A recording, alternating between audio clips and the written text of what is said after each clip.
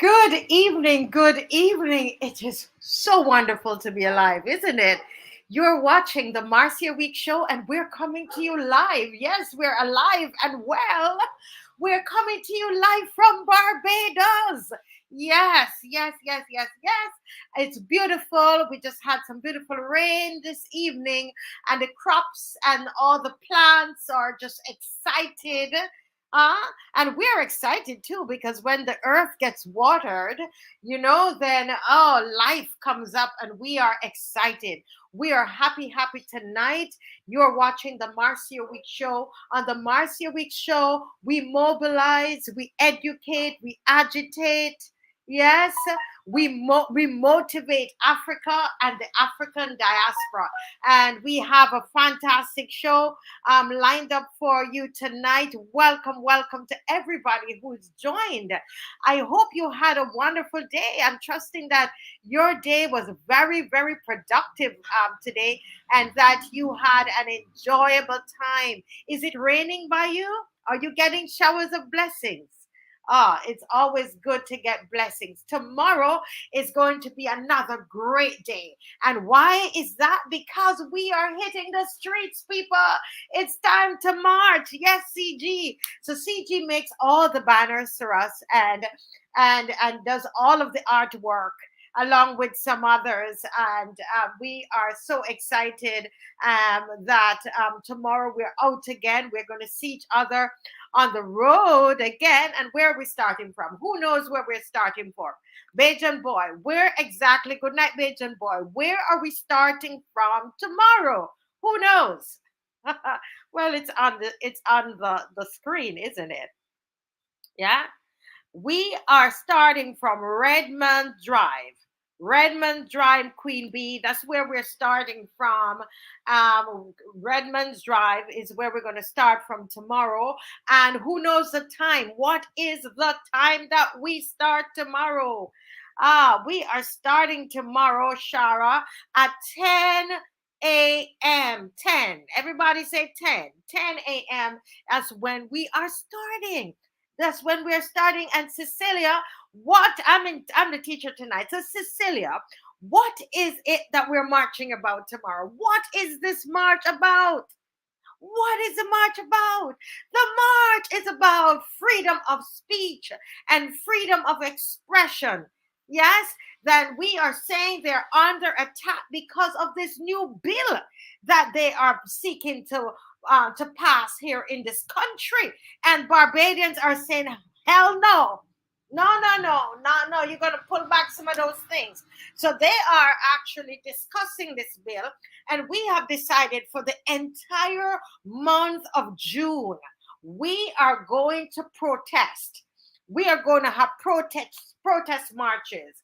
And so for every Saturday so far in the month of June, we've been hitting the streets and we have been marching and we have been saying freedom of expression, freedom of speech will stay strong in Barbados, will live on in Barbados, because we're saying no to the cybercrime bill. We're saying pull back those sections that are causing us a lot of distress. Yeah, we need to charge you $70,000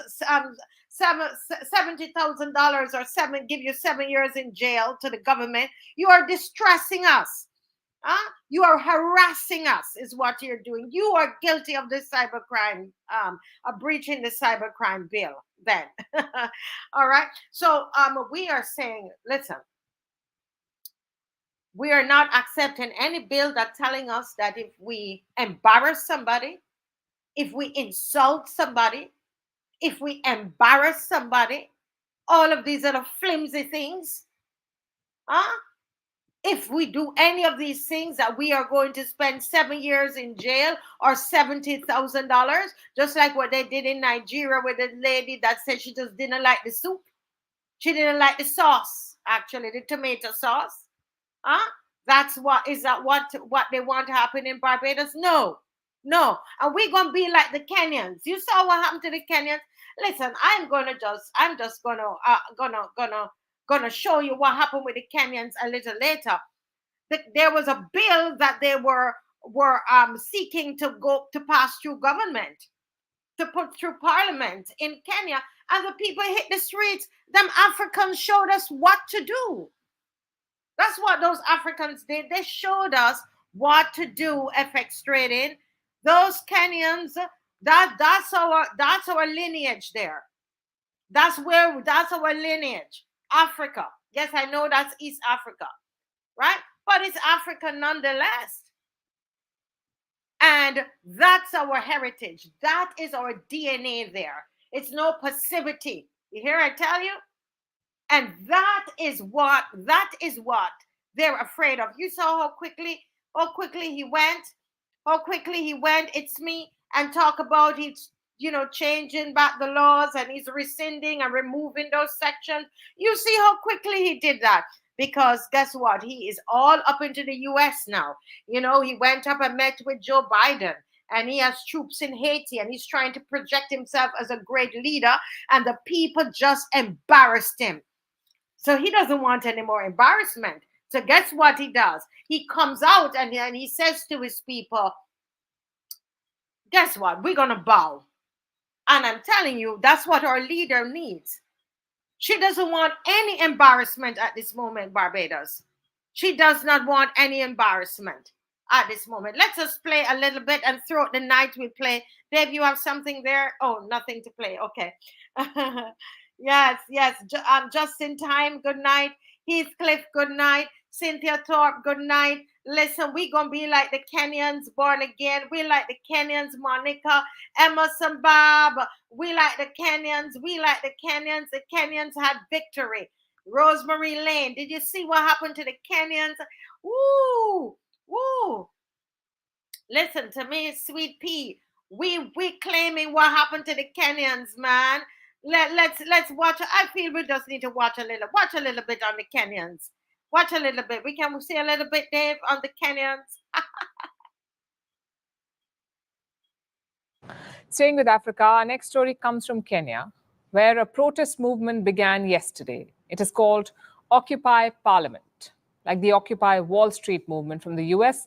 Now, Occupy Wall Street was a protest against corporate avarice. Occupy Parliament is a protest against government greed in the form of back-breaking taxes.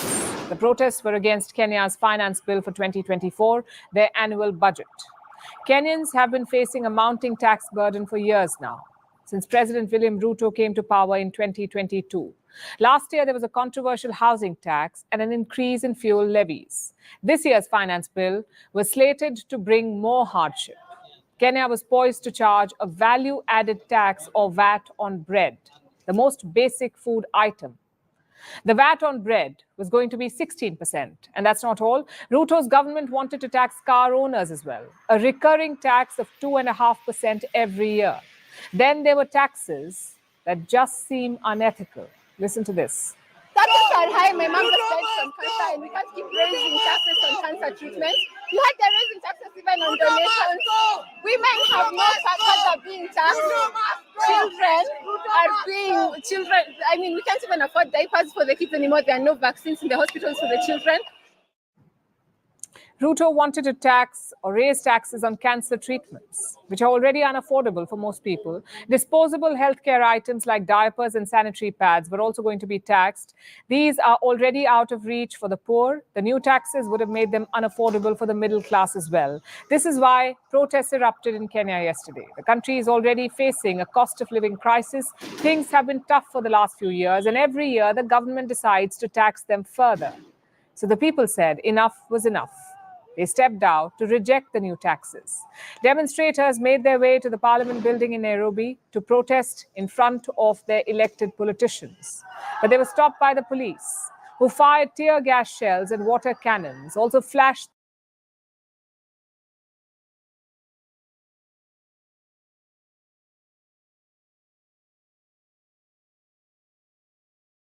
their guns at the protesters and charged at them. Undercover officers infiltrated the demonstrations to get their hands on the protest leaders. It was complete chaos. Hundreds of people were arrested, but it seems that the protests had an effect. When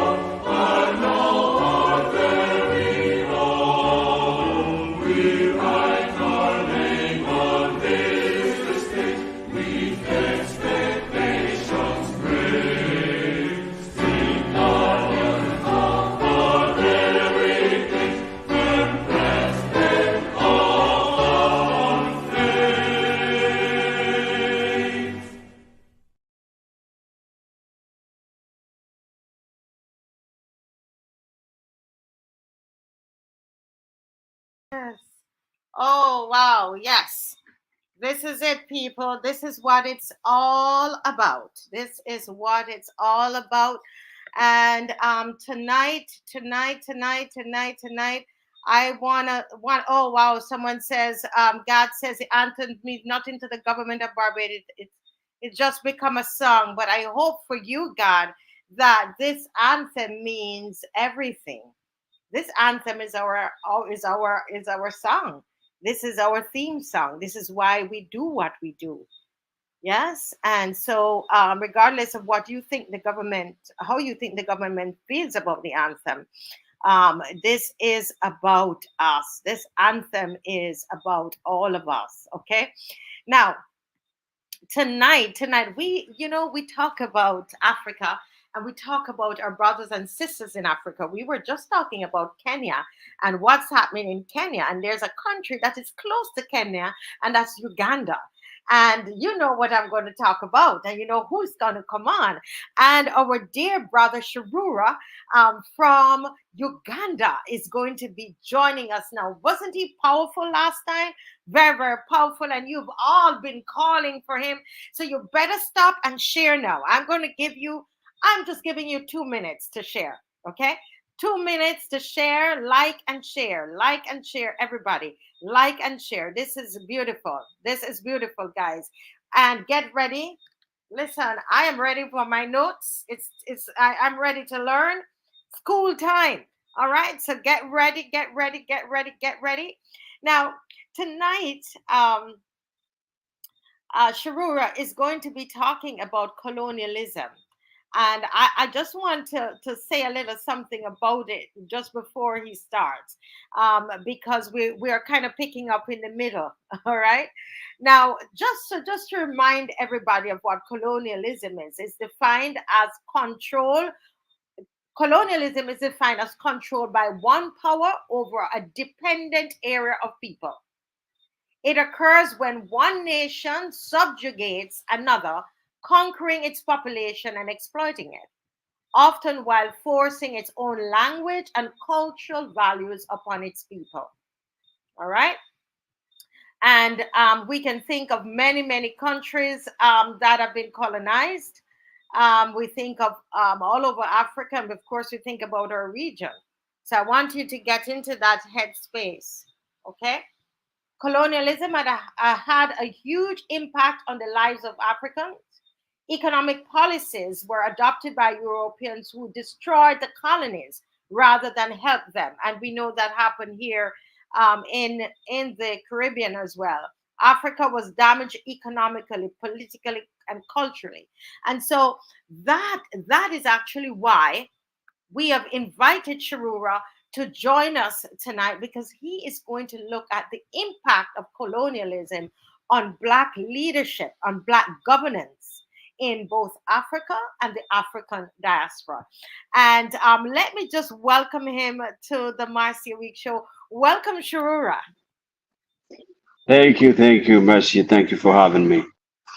It's a joy. The last time you were on, we learned so much, and we are so happy that we can have our brother from Uganda here to teach us a thing or two.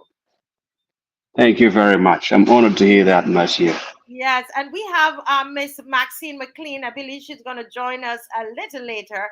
And I want to give her, I want to say thanks to Miss McLean, because former Senator Maxine McLean, because it was through her recommendation that Sherura is joining us from Uganda. And I tell you, everybody's been talking about his presentation the last time. And I think she's ready. I'll just welcome her on. Good night, Miss McLean.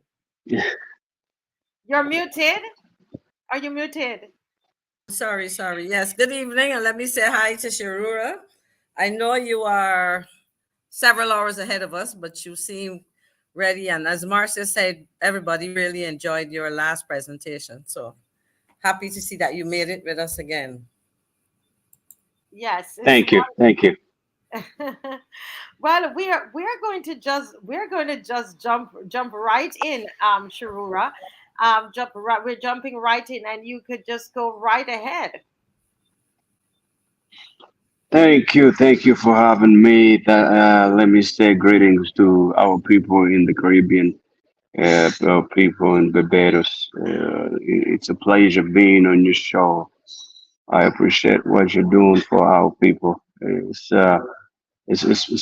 huge. I wish you knew how big this is for Black people and not for Barbadians.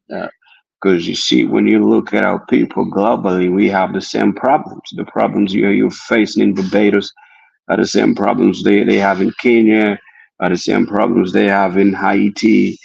And we normally think the problem with Black people is that we think each thinks they're better than the other, which is not right. We all have the same problems. And when you travel and interact with our people from different parts of the world, then you realize that we have the same problems. And then you sit back and say, what are we doing? What are we really, where are we headed?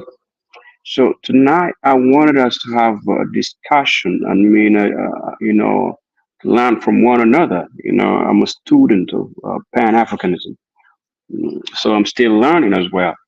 And but I want to learn to share from the top, Pan-African scholars the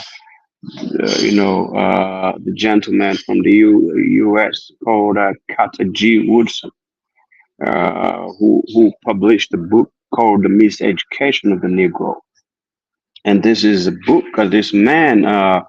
He's thought to be the founder of Black History Month. He actually started teaching African American history, and when he was looking at everything, he started looking at the society, the Black community, and he reflected and said, "Okay, so where are we headed?"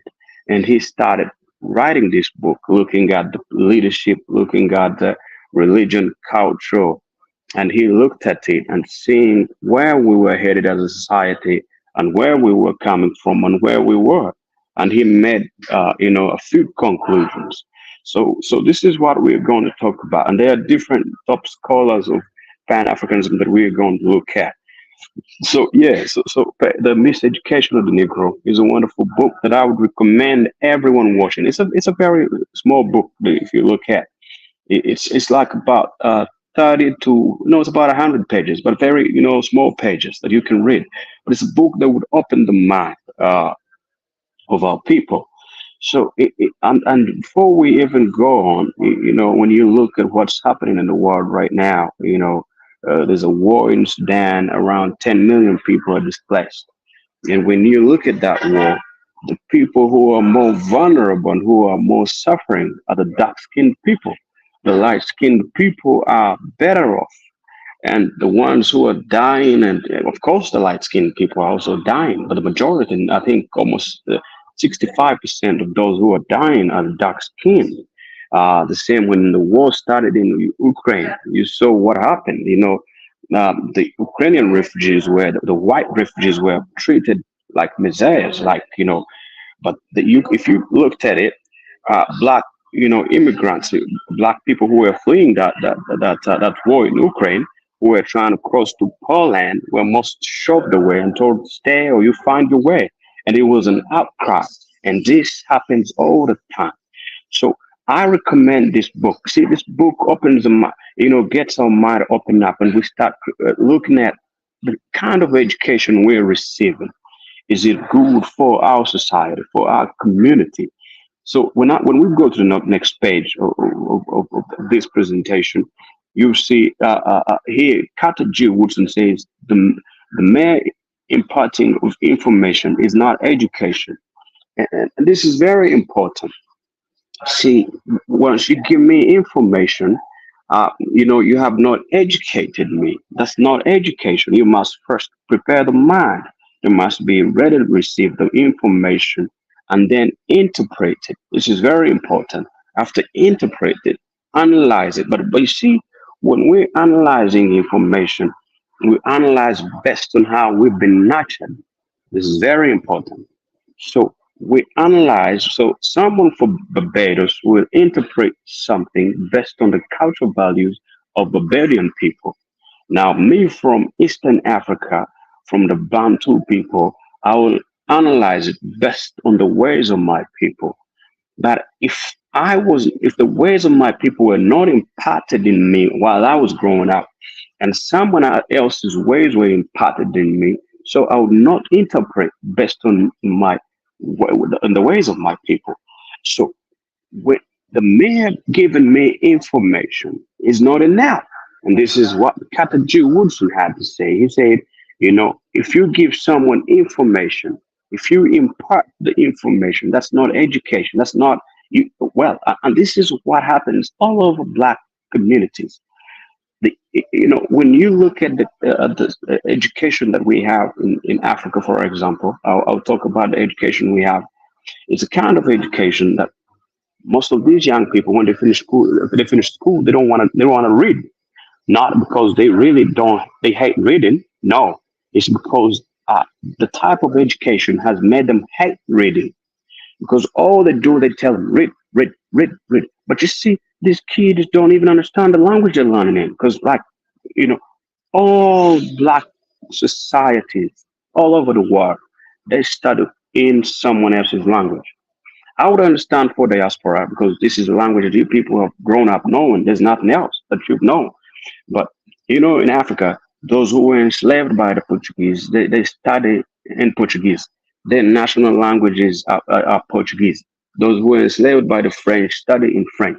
Their national languages are French. Those who were enslaved by the British, they study in English. Their national language is English. These kids grow up hating education because when they go to school, they don't understand what they're being taught. So it becomes so boring, and the teachers force them to learn in a different language. So these kids don't understand anything. They really have no joy in getting education. And this is the foundation of education is all about comprehending. You must comprehend what you're being taught.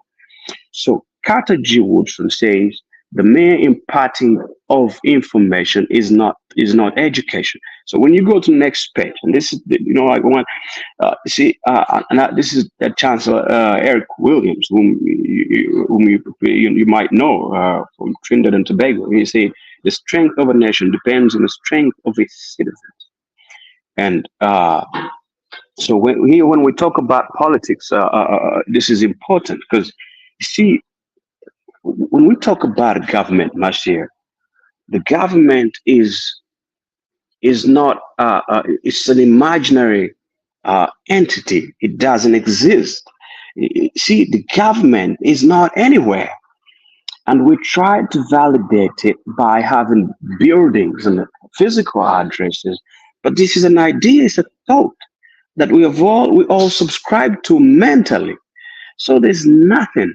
So if I'm given my subscription, my mental subscription to something, to someone, then it's real. That's very expensive, I have to say. If I'm subscribing mentally to something, because I cannot, government is not, it's nothing, because the government doesn't own me. The government really owns nobody. I don't think the leader of Barbados, the leader of Uganda, where I come from, knows 100% of their citizens. They don't know these people. But because we mentally subscribe and believe there's some supreme person who is on top, then it becomes a reality. But in the real sense, there's nothing that is called government, but in the imaginary sense. But of course, when we imagine it, it becomes real. So when we go back to what Chancellor Eric Williams was saying, if the people are aware of their, of what they give, so the strength of the government comes from the people that government, that government is leading. The strength of a nation depends on the strength of its citizens. So the biggest challenge of the Black people, which I've seen all over the world, is the citizenry. Because you see, we're trying to build these states and they're young. So the citizenry most of the time is not informed, and they're struggling with poverty. and the poor man doesn't have a luxury of paying attention to politics, trying to make sure there are systems in place. And this is very, this is what I've seen. So when the people are weak, the European governments are doing well because you know why? Because the citizenry are financially well off. They are aware of their power that they possess, and that power cannot be taken away from them. They say, no, you can't take our power from us. So, but when you look at the black population globally, this is not and when we look at Barbados, we're looking at a small picture.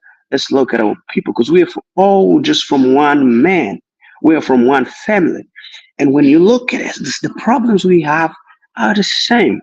Is the subjects are actually not strong. They don't understand their rights. And when you see, I believe that for us to nurture leadership, we must start from the small people on the ground, from the household level. See, the first government is our homes. This is very important. When you travel globally, you see that wherever you go, you find people who are the young ladies who are stripping all over the world. These are black young ladies.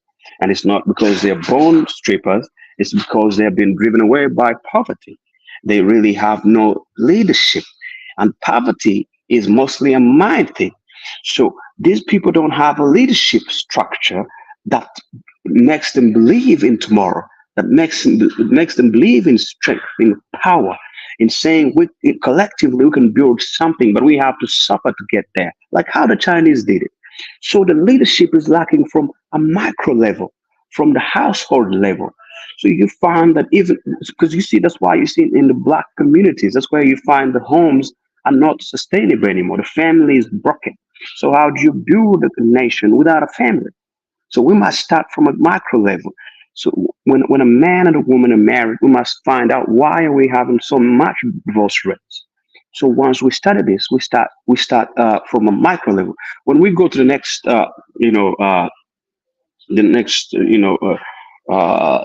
spread here, this is still Carthage was talking about education. He says, if you can control a man's thinking, you do not have to worry about his actions. When you determine what a man shall think, you do not have to concern yourself about what he will do. If you make a man feel that he is inferior, you do not have to compel him to accept an inferior status, for he will seek it himself. If you make a man think that he is justly an outcast, you do not have to order him to go to the back door. He'll go without being told. And if there is no back door, his very nature will demand one. Once what I believe that the fact that black people did not study slavery all over the world in Africa, and even when we study in Africa, when we study slavery, because number one, we study in the language we don't know the languages, and there's a way they teach it, and they put the blame on the chiefs. They put the blames on it must be the black guy. So see, for us to move forward, we must understand what held us backward. What the challenges we face. What are the challenges that our communities faced before, so that we move forward? Our biggest problem was when these people came to attack Africa. They came united. They sat in Berlin. That's after slavery. That's for colonialism. They sat in Berlin as one family. But even before colonialism, they sat as one family. They wouldn't stop one another. But when we were trying to defend ourselves, we fought against one another. We said this chief was fighting this tribal, and it was chaos. And it's the same. So when you control the man's thinking, see, this is why you see the critical race theory in the US. It's a big talk because, a lot of scholars are standing up and saying, maybe we should look at slavery and study and maybe understand that the problems that black people have maybe come from slavery. Maybe it could help us and give us a way forward. And white people who have power and money, they said, oh, you can't talk about slavery. No, you can't dig out that. You want to cause trouble. But the Jews are learning about the Holocaust. Everybody is learning. The Japanese are learning about Hiroshima. Everyone is learning about their history. Why aren't the black people learning about their history? Because you see, to prepare a leader, you must teach them the previous challenges they faced. And you see, the Jews have a mandatory military service, not so to make sure that they don't repeat the Holocaust. And the Jewish kid is taught about the Holocaust and the dangers and the challenges and what happened, and make sure they are always told, make sure this doesn't happen. But you know what a black kid is told? We're told to imitate the white man. And the more we imitate the white man despises us. So we have become clowns. So you see, and the best clown now in the black community is the leader. You see, the leader has been, the European is a very intelligent man. That's the European leadership. And I don't want us to bend towards racism because it has not helped the white man. And I've seen a lot of white people who have learned slavery that become very bitter as well. Those well-meaning white people. I'm not for racism. I'm for pro-humanity. But when we talk about these things, we sound it's an uncomfortable truth. But we have to say uncomfortable truth if we are to develop a society and propel it forward. We cannot let our children continue in the perpetual state of servitude. If we go to the next spreadsheet, I want to highlight something from the man's thinking. Next spreadsheet. This should be actually Henry Clark, not Carter G. Woodson. No, go back to Henry Clark just a bit. So he says history is a clock that people use to tell their political and cultural time of the day. It's also a compass that people use to find themselves on the map of human geography. See, people get pride based on their history. Now, our history was taught. The one we know is from the people who enslaved us. So we're all not proud. You build a society from a sense of pride. But you see, the one who is teaching us the history is telling us that he saved us. I saw the British saying that they stopped slave trade. The slaves were rebelling. They were almost killing every white man. That's why they'd say, no, they gave up. They didn't even, same with America. So when we learn such kind of history, we don't have anything to pride ourselves in. We're slaves. We become so inferior. And that's why you see in Africa, and I saw it in Asia, in where you find black communities, the measure of intelligence is how good you speak a foreign language. That is a white man's language. Those who were enslaved by the French, their intelligence is measured based on how good they speak French. Those who were enslaved by the British, their intelligence is measured on how good they speak the white man's, the English. So you see, now when we go into history, now John Henry Clark was one of the top scholars, I can tell, in our community. But he said, if one goes on the campus, of pride, if he wants to pride themselves, they must use history. Now, it's a campus that helps us to move forward, to find a sense of direction. Now, our campus, history is a clock that people use to tell the political and cultural time of the day. It is also a campus that people use to find themselves on the map of human geography. We don't have that, and our leaders don't have that. These people cannot lead us. If we go to the next one, where I want to show you where they're. This is recently, I think you guys saw this. President Ruto of Kenya happened to visit the White House. And you look at Ruto, I normally see babies, young kids sitting in these chairs in the Oval Office. But look at how and after sitting in that chair, they announced that Kenya was now a NATO ally. So that means East Africa, we have a force, a military force that is coming next to us. That is because Ruto sat in this chair. And if there is anything that, this guy Ruto got, I doubt that he got anything. But this shows you that Ruto takes Biden and the American system as superior. And he knows it. He goes there and they give him, because these people understand what our leaders, go out there looking for. And they understand it very well. So Ruto comes back and he literally, because you saw now when he came back, he has been having riots, and he wanted to increase taxes, and it was all chaos. So, and this is the mindset of the black leader. He tries to appease the European leaders, the European states, the European, entities, and he forgets, he despises his people. Black leaders despise their people because you see, the education is not to help us uplift the people. I'll take a break from there. I know I've been speaking for a while. Let me take a break. Thank you.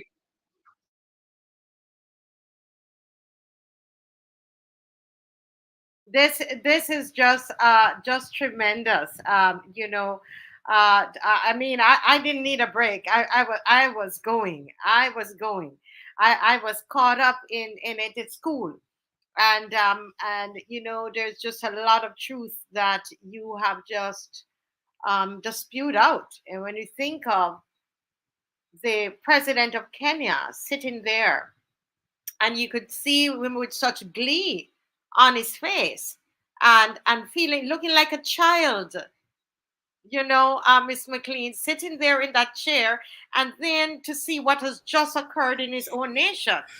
Miss McLean, any short comment before we go back to class? Yeah, no, I hope, in fact, I was reading the comments as we go along, and I think that Sherura is really reinforcing a number of issues that should concern us.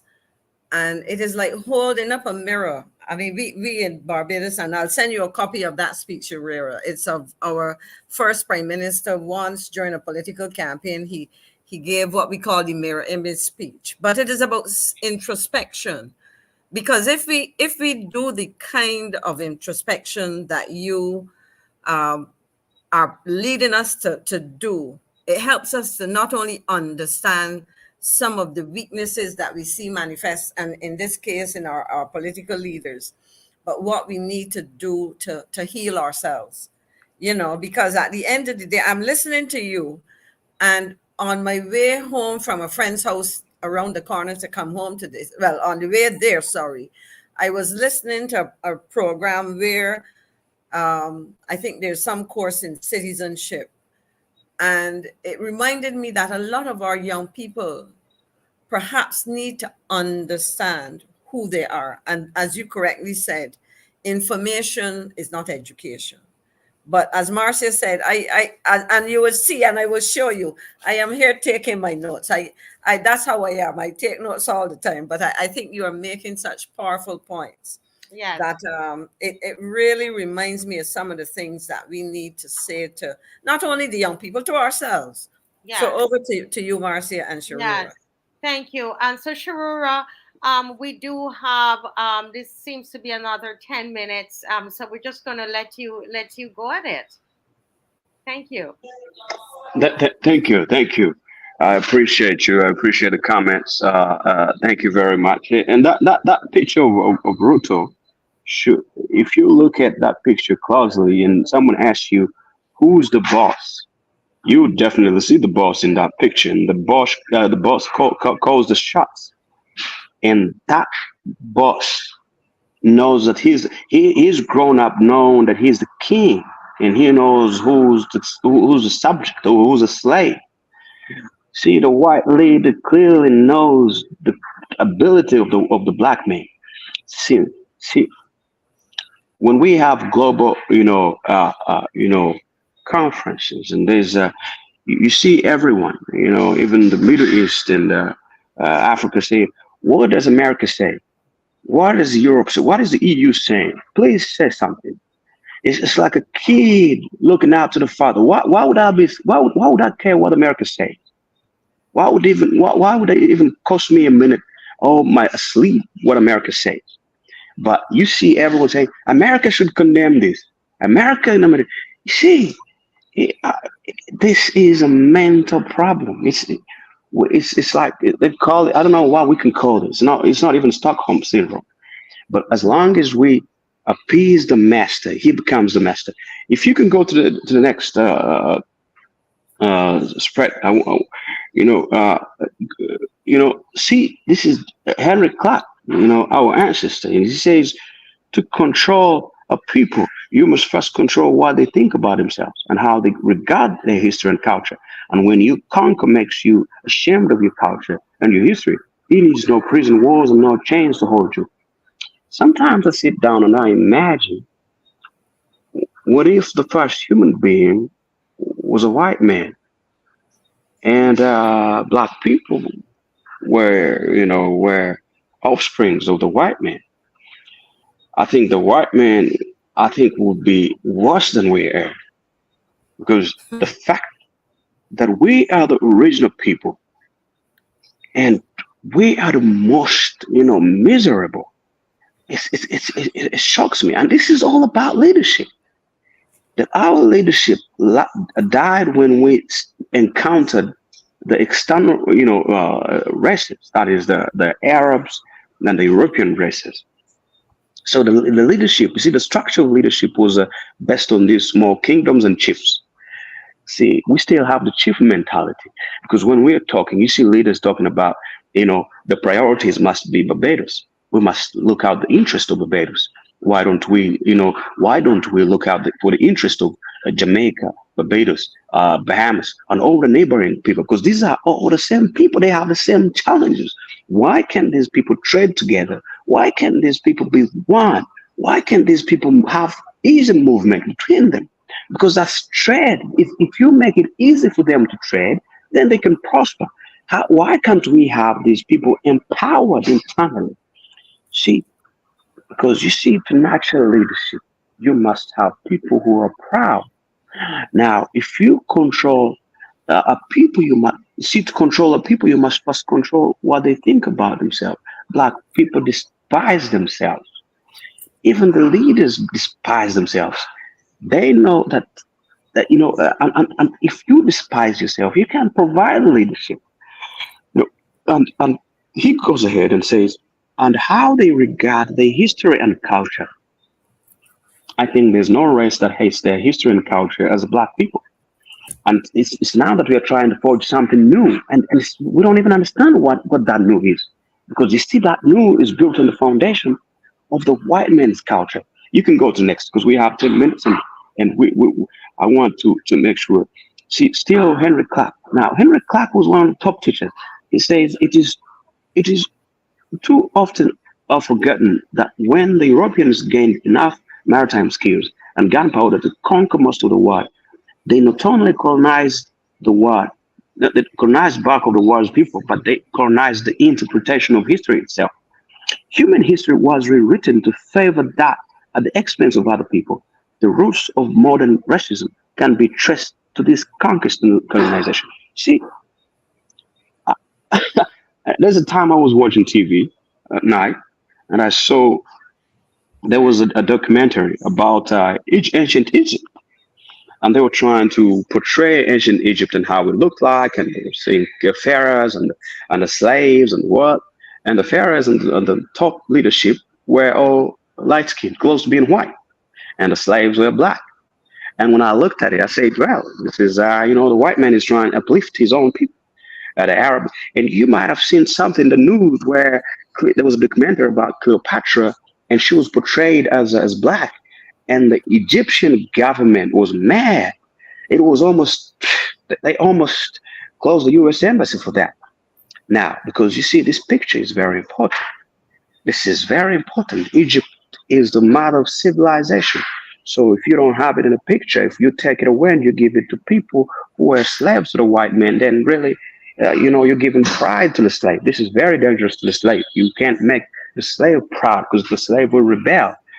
So John Henry Clark is talking about it. He knows we cannot have a sense of pride, because if we have it, we will advance so fast. So when we go into a religion, we're not there. When we go into history, we're not there. When we go into you see, even when the white man, when we're quoting something, when we quote books and we say, who said this? You can never get a black man. And it's just, you get people like Malcolm X or Preston. And see, our leaders are taught from the same schools that we are talking about. Please go to the next, because these are very important. Because I'm trying to show you how mentally we are dead, including our leaders. And if we are to change, now this is check Antioch. I don't know who. I think my person made a mistake, but this is a great check Antioch. These are people who had the top books that I believe anyone who wants to reform societies must read. These are top books. So here, check Antioch says imperialism, like the prehistoric hunter, first killed the being spiritually and culturally before trying to eliminate it physically. The negation of the history and the intellectual accomplishment of Black Africans was cultural mental murder, which preceded and paved the way for the genocide here and there in the world. The day we accepted that we were inferior, it is going to be difficult to even have strong leadership. This is going to be difficult. This was it was deliberate, because you see, if you to make one a slave, you must make them accept that they're slaves. Right now, our biggest export here from Africa to the other parts of the world is labor, is unskilled labor. That is people who work in toilets, in Middle East, and those who go for prostitution. This is actually one of the biggest forest honors for Africa. These people, when they go to these places, they blend in so easily because they understand their places in those societies. I did go outside there and I saw where I was supposed to belong, and I said, no, I don't belong here, and I came back to Africa, and I've never walked anywhere else because I saw that's not where I belong. So if we accepted our position, including our leaders, we're done. Let's go to the last one. I think we have the last one or two, and then we can conclude. I think the 10 minutes. This is see, the Gataji Woodson says, those who have no record of what their forebears have accomplished lose the inspiration which comes from the teaching of biography and history. So if you don't have what your forefathers did, see, white people, if you look at their history before capitalism, you will probably read it's barbaric, but they formed a picture. And you see, like how you see the Jews, they were slaves in Egypt, and they were goat herders, and they started scribbling down things they were seeing in Egypt, and they started writing about an imagination because they were learning in Egypt, and they created the Bible. And now there's a war. People are dying. This was just an imagination. There's goat herders were slaves in Egypt, and they kept writing things they were seeing in Egypt, seeing things they were seeing. Now, I'm glad the churches are saying that, you know what? The creation story is a mythology. There's no heaven and hell. And Black people believe that the Jews are a chosen race. So how can such people advance, Marcia? There's nowhere you're going as long as you believe that the other people, and the Jews look at us. There's a rabbi who said that Black people are monkeys. So the Jews' perception of Black people, there's a way they look at us. But we say that they are chosen race. So he goes here and says, we have a wonderful history behind us. If you are unable to demonstrate to the world that you have this record, the world will say to you, you are not worthy to enjoy the blessings of democracy or anything else. Our leaders cannot inspire us because they also don't have inspiration. I believe that leadership should start from a micro level, from the home. I believe for us to have, leadership, we must start with discipline, even amongst ourselves. What we impart in our children, nurture. We must have time for family. And I don't believe that leadership is about competition. This is why I disagree with democracy a little bit. I'm not supposed to compete to serve the people, Marcia. What we are doing is a common cause. This is why I say if we study leadership based on the Afrocentric foundation and we fine-tune a few things here and there, I see a lot of people talking about feminism. If you talk about African feminism, it's a joke because this is where women ruled. There were queens, Queen Nzinga of what we call Angola right now. She rejected slavery. The Portuguese came and did everything, and she said, "No, I'm not going to accept slavery." And they went to war, and she almost defeated them until they brought reinforcement. So don't tell us. People who talk about this are not educated on the African foundation, on the foundation of their ancestors. We are just being fed information that we have nowhere to, reconcile it from. Thank you very much. Oh wow, this is tremendous, Sharura. You know, as you were speaking, and you're talking about colonization and its effect on Black leaders. I'm looking at that picture. I don't know if Dave could put the picture back up, where the president of Kenya is sitting right there, sitting in the chair, and the president of the U.S. is standing behind him. And all I can see, I can see so much that domination. Here it is that he flew all those hours, and to get to the US so he could sit in this chair and to take, he wants to take this picture. And someone says here that it looks as though, I'm trying to read. Oh yes, the person says here, in the picture Biden is in an elevated position while the African leader is told to sit. And all of this, and he's smiling because of colonialism, or you understand, because of his colonial education, how he sees himself. He's smiling because he believes he has arrived. But look at what's happening in his nation, Kenya, today. So but you are living close to Kenya, Sharura. What is his sentiment in Uganda about what's happening in Kenya? See, what's happening in Kenya is most likely what's going to happen in Barbados, what's going to happen all over the Black communities, is what you talked about last time. We have been borrowing a lot of money and we don't have anything to pay back. So what we do, we have to squeeze the poor man who has nothing. So the poor man in Kenya is rebelling and saying, I can't even afford to food for my people. See, people, Black people globally are struggling. And you see, people are paying taxes. The politicians are getting richer and richer and richer and richer. And the money they are borrowing is not making any tangible. And this is the same here in Uganda. In Uganda, this is all over the Black societies, because the leaders, we're transitioning from our communal setup to capitalism, to full-scale capitalism. We are becoming like a slave trader. So we want more money and more money. The government wants more money, but the government, the people are becoming poor and poorer. So now Kenya was going to tax bread because Kenya has to pay back the loans. Like how you told me that Barbados had borrowed so much money from the UK. So where are they going to get money from? And some politicians are going to steal this money.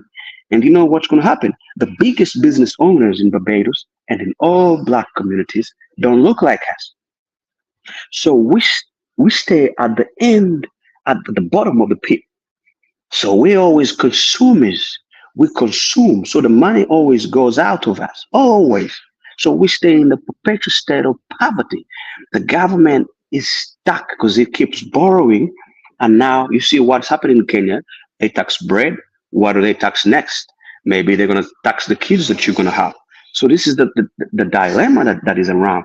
When commenting about that Ruto picture, just imagine if Biden came to Kenya, would he sit in the Kenyan presidential palace like that and start smiling? I mean, in the office like that and start smiling, because Biden looks at it as the most best thing. Is a small thing. He wouldn't even. He would be embarrassed. But our mind, and it's all about the mind. I can tell you that the human race, there's nobody superior, and I know you know this much here. Mm-hmm. What happened to us was not because we were inferior. No, it is because we were too comfortable and we were in paradise. And some people who had a terrible time, who were going through hell, encountered us. These people were venomous and they almost wiped us out. You know, when you're sleeping and you don't have any problem, because we didn't have prison. Why would we have prison? We had nothing to worry about. Why? Because there was food. I can tell you, after today, I can go back to my village and live for the rest of my life without doing any work. Everything is there. I can tell you. If you ever come this side of the wild, I'll show you. I'll take you around. Everything grows in the wild. So we had no reason why we had to make weapons. We had no reason why we had to be creative. Everything was available. We just had to leave and have children. So these people came from their environment where they were killing each other, they were murdering one another, and they came to us and they almost wiped us. So it's not that we were inferior. No, no, no. And the other challenge is that we didn't fight together. We didn't stand up and defend ourselves together. And this is still our challenge because now, if we have an enemy right now, if we are to defend ourselves, the barbarians would say, "Oh, we don't know the Kenyans. The height, you see what height is going through right now.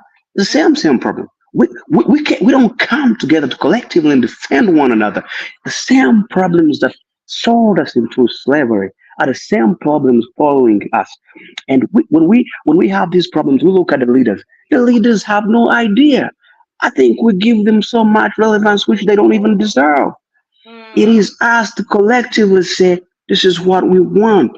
And it will all eventually spread around. The leaders are clueless much here because they are appointed by Europeans. Thank you. You know, I want Ms. McLean to jump in here, but you know, someone says here I could easily see PM Motley sitting in the U.S. president's chair the same way and smiling at the honor and the privilege. And it is so true, as you said, Sherura. What's happened? What, you know, it could be any of our leaders, really, would respond the same way, and it is because of the you know, the vestiges, all that's left of that colonial, that education, and all that's you know, the programming of our mind and how we see ourselves, our consciousness.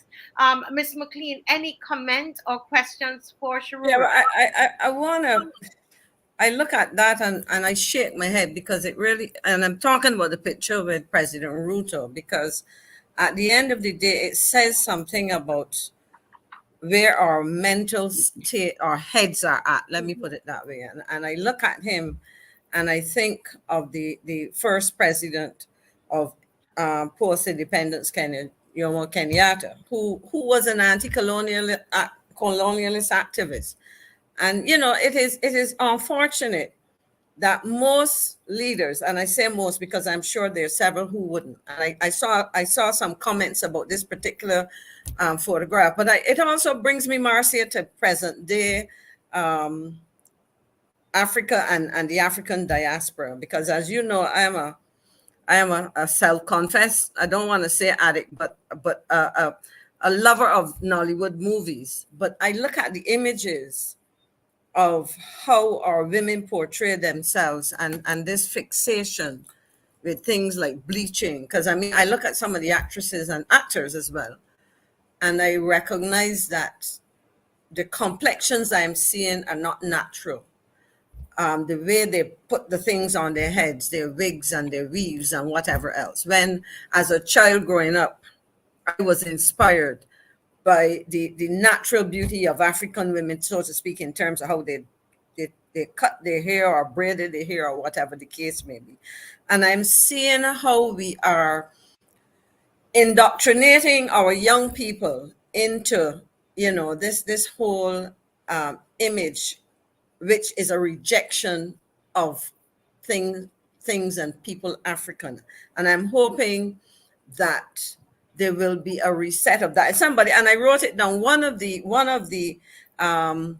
I think it's God, one of their viewers said we need a factory reset of our minds. And I think that is essentially what we are talking about, that if we really truly love ourselves, I'm not going to be sitting and grinning like a teenage, or not even teenage, but a juvenile child in the chair in the Oval Office. You know, why am I going to do that?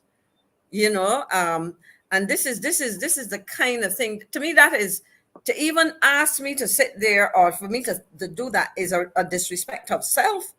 And in the case of the president, is a disrespect of your equal, because we're talking about two presidents. And for me, I mean, well, you know where I sat as foreign minister. And I would never, I'm saying I would not do that and take a picture like that and post it anywhere for any Barbadian to see me do that. Because to me, I understand what that is saying.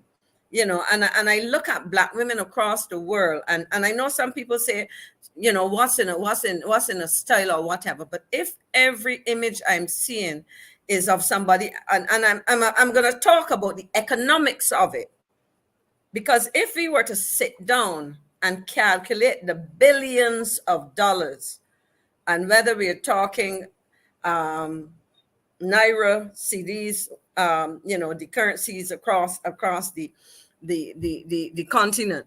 Think of the amount of money that people spend on those products to damage themselves. How that money could be put to productive uses. What I would end by saying is that as we need to reflect on ourselves, we have to do that against the background of appreciating that the world, and I wrote it here, is more dependent on the continent of Africa than ever before. Whether it is a dependence on its resources, and I mean, I had the opportunity to visit Burkina Faso. And one of the things that I walked away from that country about 8 or 9 years ago, that was when I visited, was that the people, I mean, the level of, in terms of, I mean, it was one of the poor countries generally on the continent that I visited, but there was a dignity. And I said to myself, the people are living up to the meaning of the name. Burkina Faso, in case Bajans don't know, means land of upright men, or people of dignity. That's how I translate it. And that was the kind of way that I saw the young men and women carrying themselves. Africa is the home of the young people of the world. I'm not sure, Sherura, what is the average age in Uganda, but in countries, I think in Burkina Faso is like 19, 20. That's the average age. That's the mean age of the population.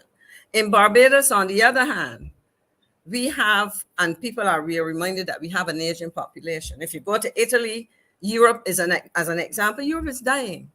And so they're also going to be looking to Africa in terms of sustaining the world's population. So I would say that we have to address the contradictions. I am happy that we are able to engage persons like you, Sherura, because I think you, from the first time I heard you speak, you impressed me as one of many young people of, you know, of my brothers and sisters on the continent who really understand what it means to do that self-introspection and to work to take back. And somebody said, the cradle of human life. Let me use the words of God, that we take back what is ours.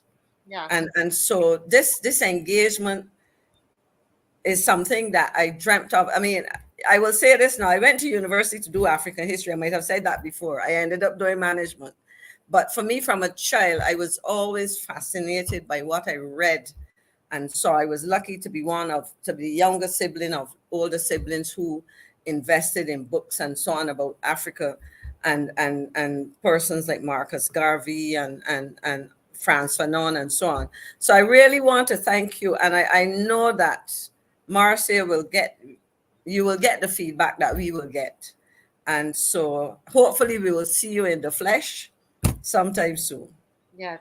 Thank you, Ms. McLean. And just before you go, Sherura, you know, we have a march here tomorrow. And we are watching Kenya marching, and Kenya marched and protested. Listen, what we're doing here in Barbados really is nothing compared to what our brothers and sisters are doing there in Africa. And they got results. They pulled back the bill, lots of parts of the bill, you know, the VAT of the bread and the sanitary napkins and the diapers and the cancer treatments and all of that. They increased the taxes on that. In Barbados, what we're fighting against, Sherura, is the infringement on our rights, our freedom of speech and freedom of expression here in Barbados. As African people, it's almost that what's going on with us, Sherura, is that they're putting a hand over our mouths. And I want you to speak to Barbadians about that. How important it is for us Africans to be able to express ourselves and continue that tradition and that heritage of expressing and speaking our minds. Thank you very much, Marcia. I really appreciate you. I appreciate your comments, Madam Maxine. I appreciate you.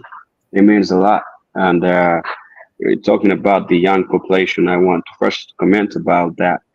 Yes, Africa has the youngest population right now. I think when you look at Africa, the average is between 18 to 25. That is, I think the last statistics I saw was 80% of the population on the continent is between 18. Actually, I think it's even 15 to 25, around there. So we have the youngest population. This is a big opportunity.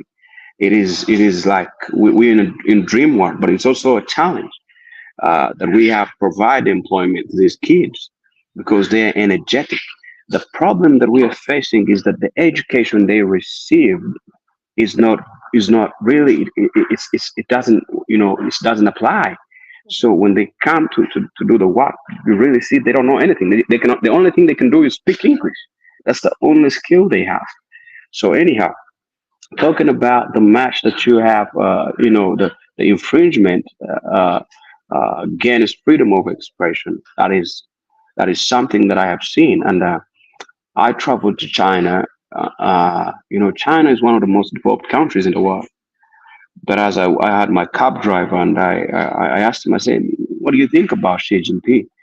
And the driver said, "Oh, I can't talk. I can't talk. It's a problem. I can't talk." And I said, "Well, I thought to myself, why can't I criticize a leader? Why can't I talk about my leaders?" And the same thing that I saw when I went to Rwanda, when they're talking about their president, they whisper. Yes, the president has done a good job. I have to commend him. He has brought the country. But see, we have a president here in Uganda who has been in power for, I think, almost coming to 40 years, 40 years now. And the people have fatigue. He's not a bad guy, but people have fatigue. They're tired. These are young people. They're energetic. They want to see a change. Mm-hmm. But now, the problem is, the good thing about him is that he allows everyone to critique him. Critic. You talk. They go to radio. They say whatever they want. They should go to social media. And this is, and we have a lot of challenges. We have a lot of things. But I love being in a place where I can be able to express myself freely. This is a God-given right. Nobody is supposed to take it away. You don't have a right to take. As I say, a government is an imaginary entity. It doesn't exist. You see, nobody owns the other. We all just, we are just tourists here on this planet. We're just moving around. And we just have ideas and we start, imagining them. We say, okay, we have a government. There's a guy or a lady who leads us. And then we say, okay.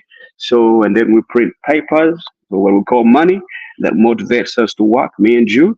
But it's just printed by some few guys. And we wake up every morning looking for this paper. So there's nothing like that. So when you take away this God-given right that I am supposed, but the other problem which I have, people don't debate with civility anymore. This is a challenge I've seen. Most of them, cursing because of these young people are angry, and this shows the society we are grooming, because this will come back to bite us. Whatever we have, it will bite us.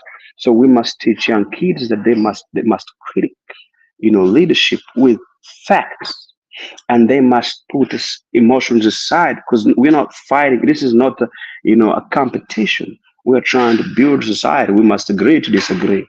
It shouldn't be a fist fight. This is very important.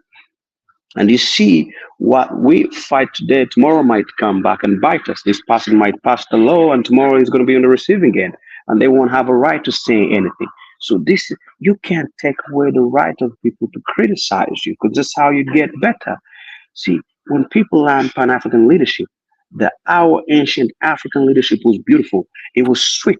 It was leadership that was warm, because it was managed by the elders. The elders would nurture these young people. But the criticism was by the elders as well, because the elders, They had gotten to the level of, a good discussion without combat. Of course, there was some emotions, but they knew how to control them. It was the most beautiful leadership. If you look at the justice system among the Igbo people in Nigeria, it's like the God's justice system. But you see, we don't study this. There's nobody. We're waiting for a white man to go and research this for us. So we don't see when we're facing such problems. We must go back and see, why would the leader stop people from criticizing him or her? Why would that be a problem? Why can't I criticize you? I gave you, I subscribe to the fact that you are the one in power. So why don't I criticize you? If you don't accept criticism, then there's something wrong. So that one I don't agree with, and I think the people of Barbados should not allow their right, their God given. This is God given right. This nobody gives this right. There's nobody.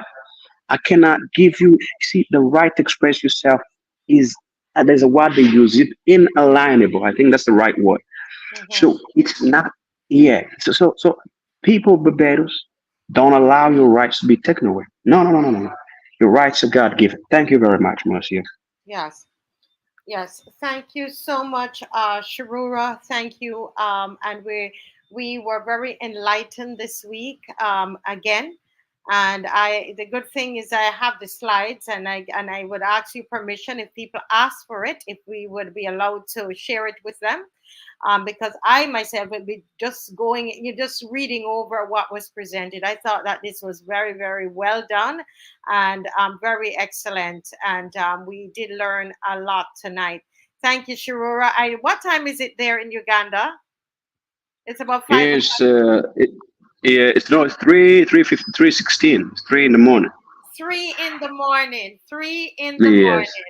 And yes, 3 in the morning. yes, and I know you stayed up just so you could come on and to educate us tonight. Thank you so much. We Yeah, appreciate it. Thank you, thank Sherura. you, God bless. thank you, Bye. thank Yes, you. yes. Wow. Well, Miss McLean, once again, thank you for just the connection there. And I know this is a big sacrifice for Sherura to do this. And you know what, folks, if you enjoy that session, go ahead and put a comment in the chat, so we will know how to proceed next time. Mr. Franklin, welcome. I see you were listening as well. Welcome. I trust you had a good day. Did you have a good day? Well, all of my days are good. I'm walking. Okay. But some of them are not as good as others, but all of my days are good. Okay, wonderful, wonderful, wonderful. Well, Mr. Franklin, tomorrow we have a march again tomorrow. And what a lot of people don't understand is the importance of consistency. I can't remember, but I'm sure somebody might be able to remember how long they were occupying the parliament area there in Kenya. And I don't know if either of you know how long they had that protest in Kenya. And I'm not sure if you saw, Mr. Franklin, but the president of Kenya got up today, and they basically took back those taxes that they were laying on the people of Kenya, because the people of Kenya raised up and said, we're not taking those. Did you see that today? No, I saw the reports today of it, but I'll tell you something. I want some of those, that Kenyan blood here, because we have it, no, but they want it rekindled. They want it at least a little blood thinner, so it can run through your body faster or something, because the blood seems to be slow. Barbadians grumble a lot, and then they take it and like a kind of resignation. We don't have to resign. Look at what happened in Kenya. People stand up for their rights, and eventually there's the government that we hire. The government keeps forgetting that they are employees. The members of the government keep forgetting that they are employees. They work for us. And if we are saying to them, look, this is what we want you to do for us, and you don't want to do it, find another job. You should be fighting. You shouldn't be fighting the people. It is not about you. Well, some about this is about me. Everybody knows that. Well, I'm hoping, this is my hope and my prayer, that we would come out tomorrow. Come out tomorrow. The month of June is significant, guys. The month of June is significant in the struggle of Black people.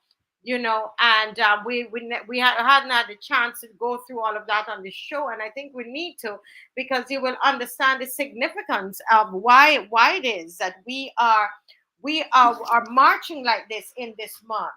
And these marches, they cost money. They cost money. This is we this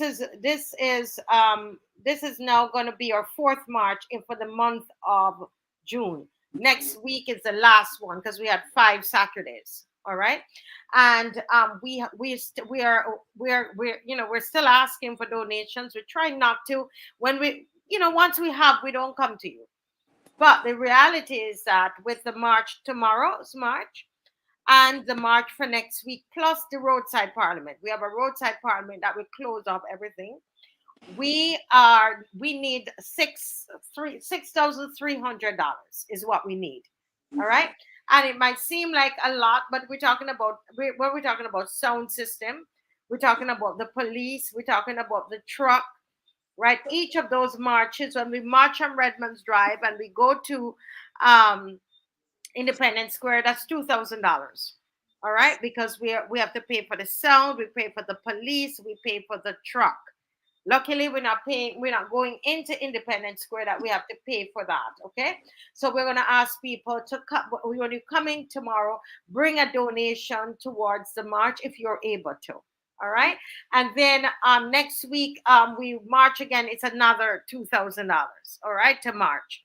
And then we have the roadside parliament, which is a little more expensive because, for obvious reason, you're now renting the space there from the government, and etc. etc. So it's another that's 3,000. So that's why we have $6,300 that we have that is to be that we have to cover. So it's this week, and we're talking about next week March, right? And then we're talking about the march at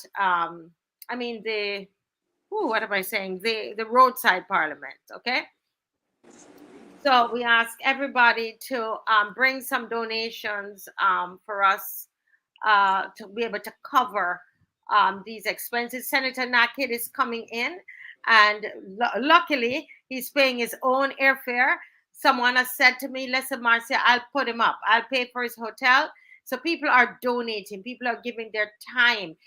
This beautiful poster you see here is donated to us. Anytime you see the posters, we don't have to pay to create these posters. The posters are paid for. Somebody gives their time and their energy to create this for us. Okay, that's their donation. So and you know what, people have been donating. So we just want to remind you and to say to you that come out tomorrow, bring a donation when you come. I know some of you already come prepared. You always give me a little envelope.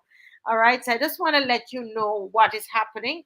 And as you know, we don't really I try not to spend too much time on here asking for money, right? I try not to do that because I know that it's not very easy for a lot of us. But if all of us put together, it can be, it wouldn't be so hard.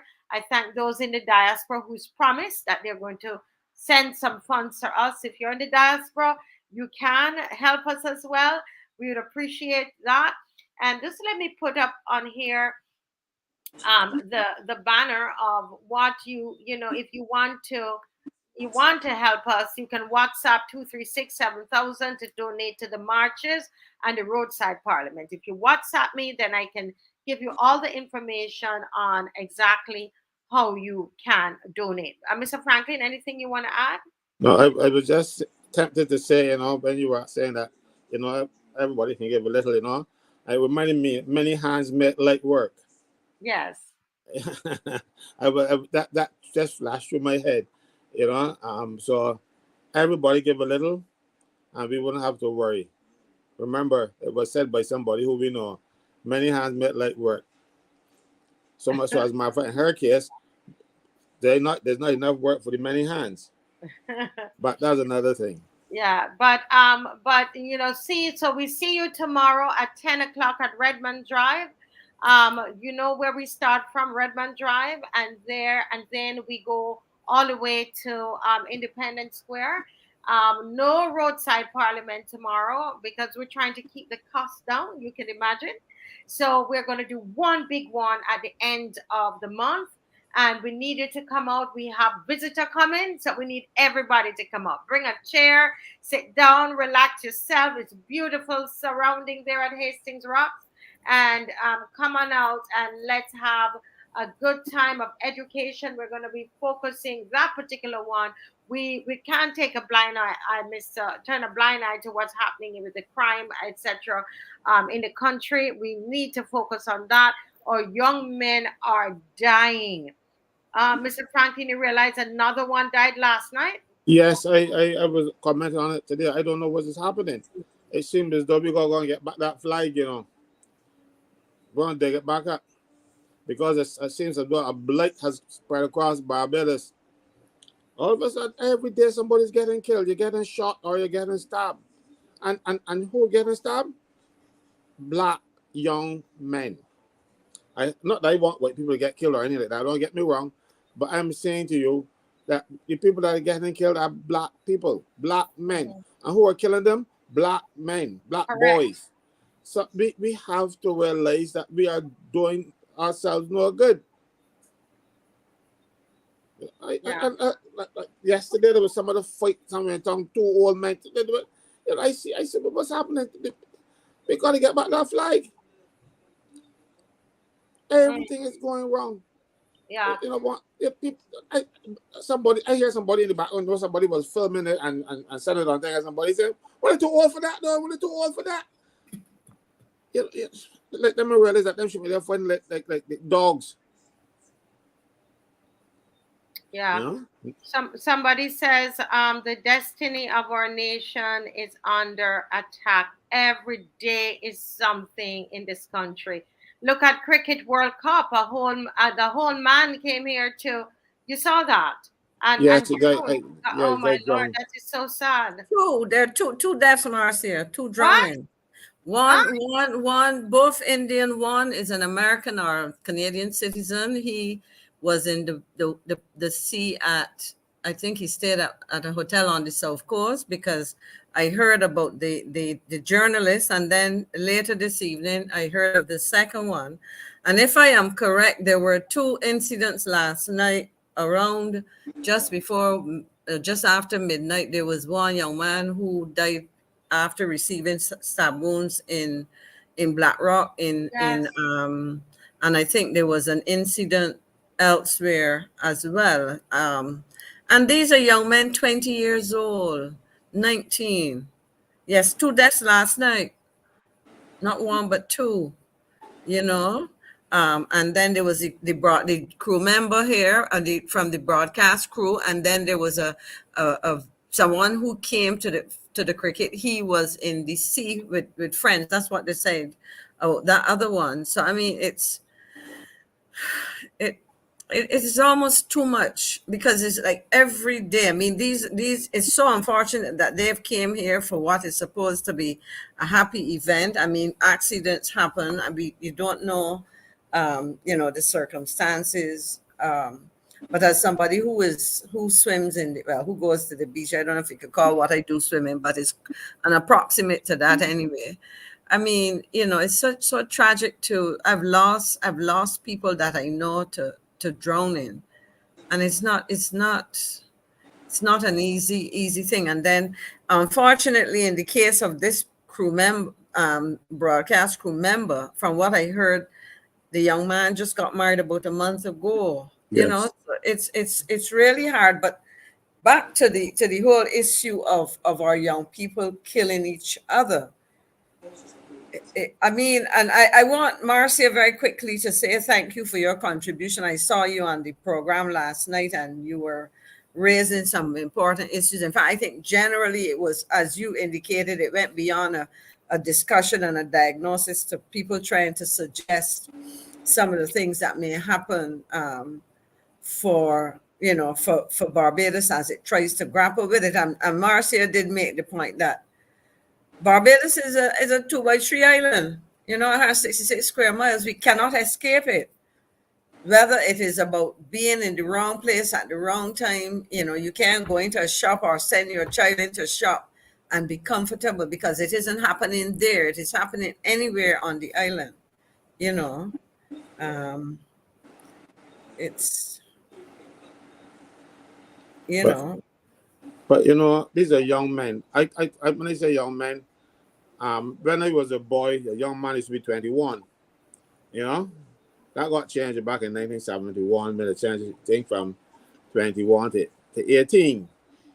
Mm-hmm. But I remember praying to get 21 so that we're getting licked.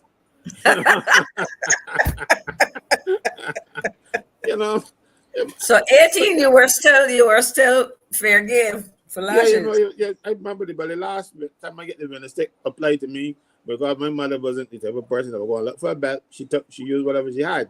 And if you open and you play the vote, you pull it down with a stick. I was 16, and these are little boys. It is bothersome though.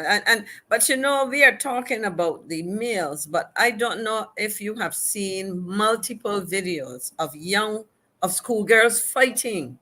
Yes. And that, to me, that is really when we have to be more than not that we're not concerned about what's happening to young men, but there were a couple of things that over the years we didn't see in Barbados. And I remember my first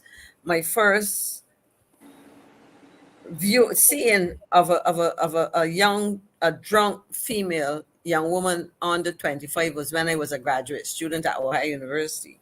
And I saw on weekends these students would go off and drink themselves to oblivion. And I said to people, I would not have seen that in Barbados.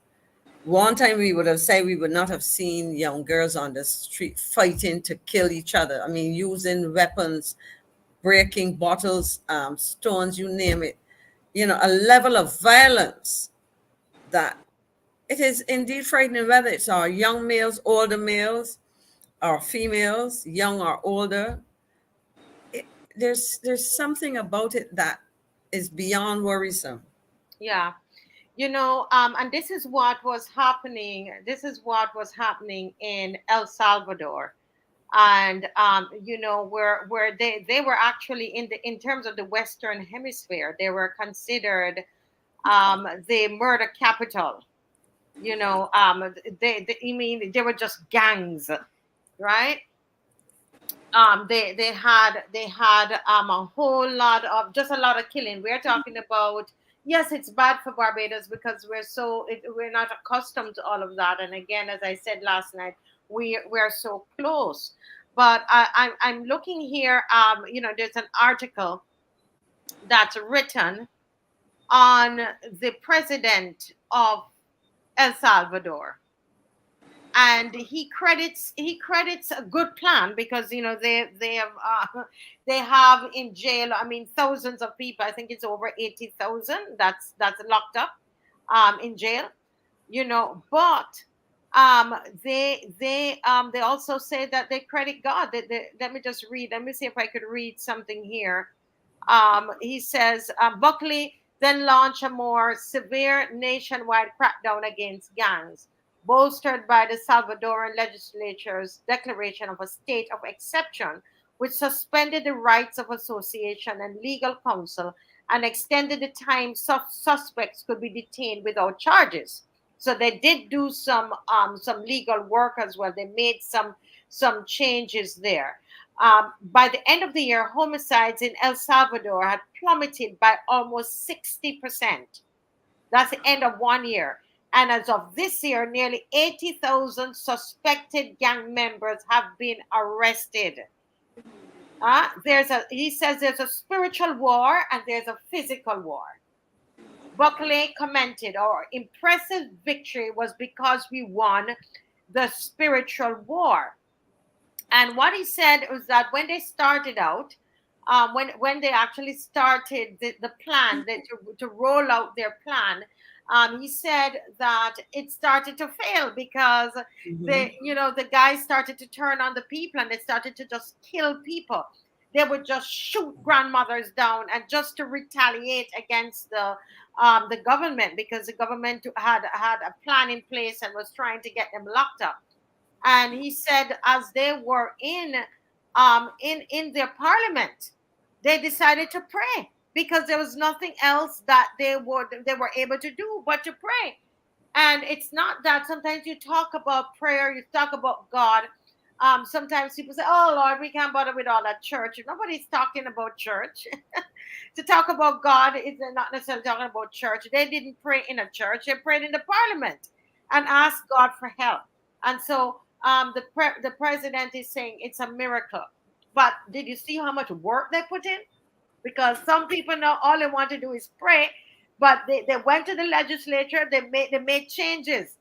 Okay, they made changes, strong, muscular changes, that even the human rights people were complaining that they're locking up too many. There are too many people being locked up. You know, they have 80,000 people locked up. But you know what he said, Mr. Franklin? He said, "What's the sense in trying to fix the economy and there's no peace?"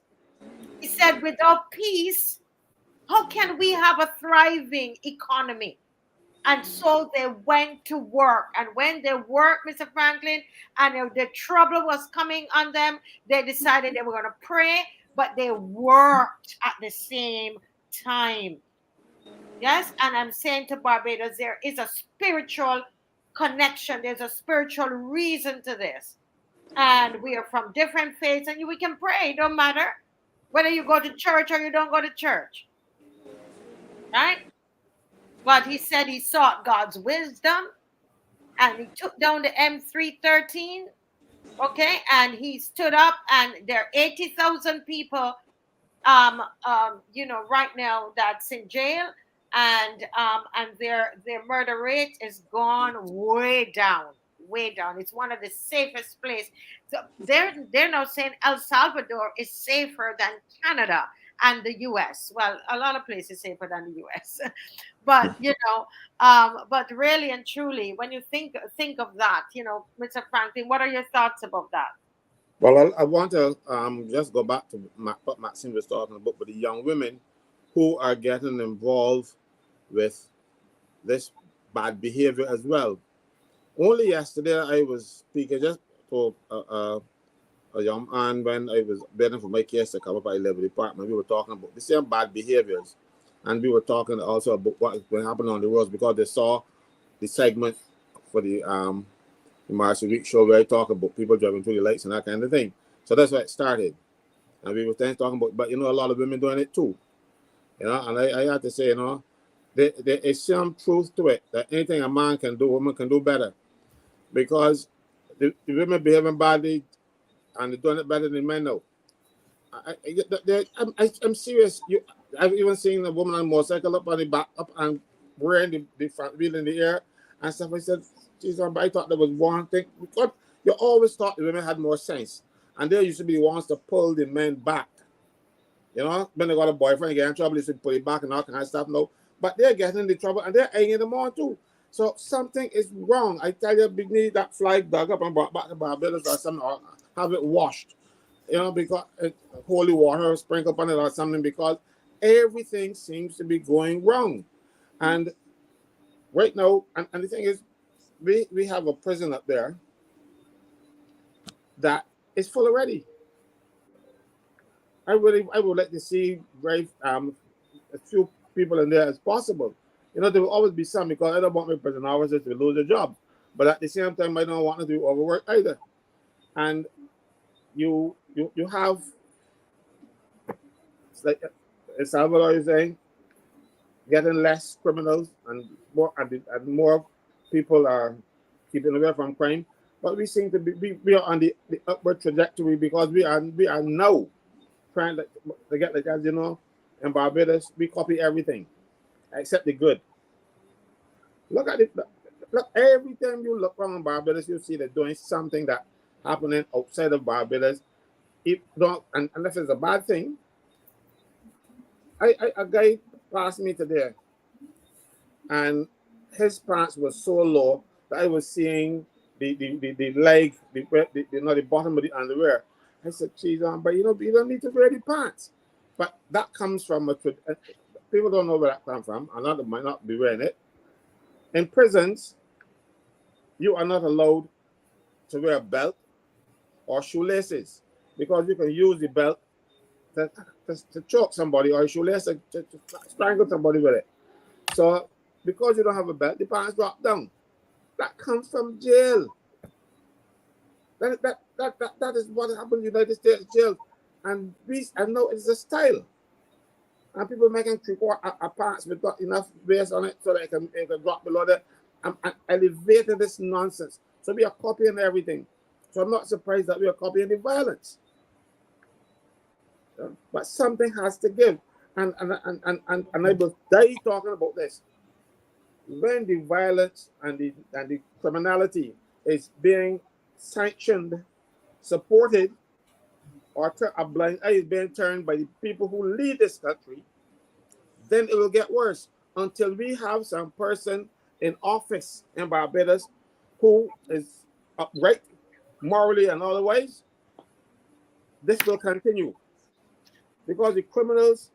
I remember my prison officers told me that there were some men in jail in 2018, and when they heard the results of the election, they said, my girl in, be out of here soon. And it happened. Yeah. Maybe it happened because the courts then, the court, and the court changed the sentences and that kind of stuff, but it happened. I am not saying that anybody in government did anything, but the prisoners knew. But Mr. Franklin, I want to just back you up on something, and I didn't say it last night because of the environment I was in. But in doing a little research, and I am not gonna be long, I just I found out, you guys probably knew that already. I found out that in 2019, right? So this is based on there's a site that has world data, all right? And it's a platform for data professional investors and organizations called noema.net. All right, so this is an official site. And in 2019, there was an increase in gun-related violence by 71.9%. I would like some sociologists, I am not a sociologist, but I would like to understand what could have happened, because on the graph that they have, they were showing from 2011, right? And it went right up until 2021, all right? Up until 2021. And all the other years, it was just either it would decrease a little, a tiny little increase, decrease a little, from 2011. I would like a sociologist. To be able to explain to me what happened between 2018 and 2019, that there was a 71.9% increase. Numbers, they don't lie. So I don't know what it is. What changes did we have in our country at the time? Were there economic changes? Were there social changes? Were there political changes? Changes in government happened. And Mr. Franklin, what we have to note is this, that in 2020 to 2021, there was a decrease because we had COVID, obviously. And then guess what? When 2022 came back, it went up 93.82% from the 2021. Obviously, it would have been lower then. You understand? So it went up 93.82. What are we talking about? Homicides by gun. That is what happened in this country. And I need a sociologist to be able to explain and tell me why. And the last thing I want to say is this. This, I was reading this on my bed yesterday. My door knocked, and it was one of the little guys in the community come for, you know, the little help and so on. And I went out there to speak to him. And I said, tell me something. Why so many guns in this country? And he said right away, I know I can't speak the Bajan the way he said it, but he said, you know, I call me Auntie Marcia. Auntie Marcia, you know, from 2018, you know, 2018, pure guns on the street from 2018. That's what that young man said to me. I was shocked because he doesn't read very well. So I know he didn't go to research anything on the internet.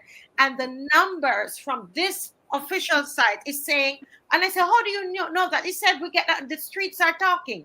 The streets know. He said the streets know exactly why the guns are coming in. So I want to hear a sociologist. I'm not going to repeat what the streets are saying right now, but I want the sociologist to tell me why it is there was such a drastic increase, almost a 71.9% increase in gun-related deaths in Barbados in 2019. And I'm done.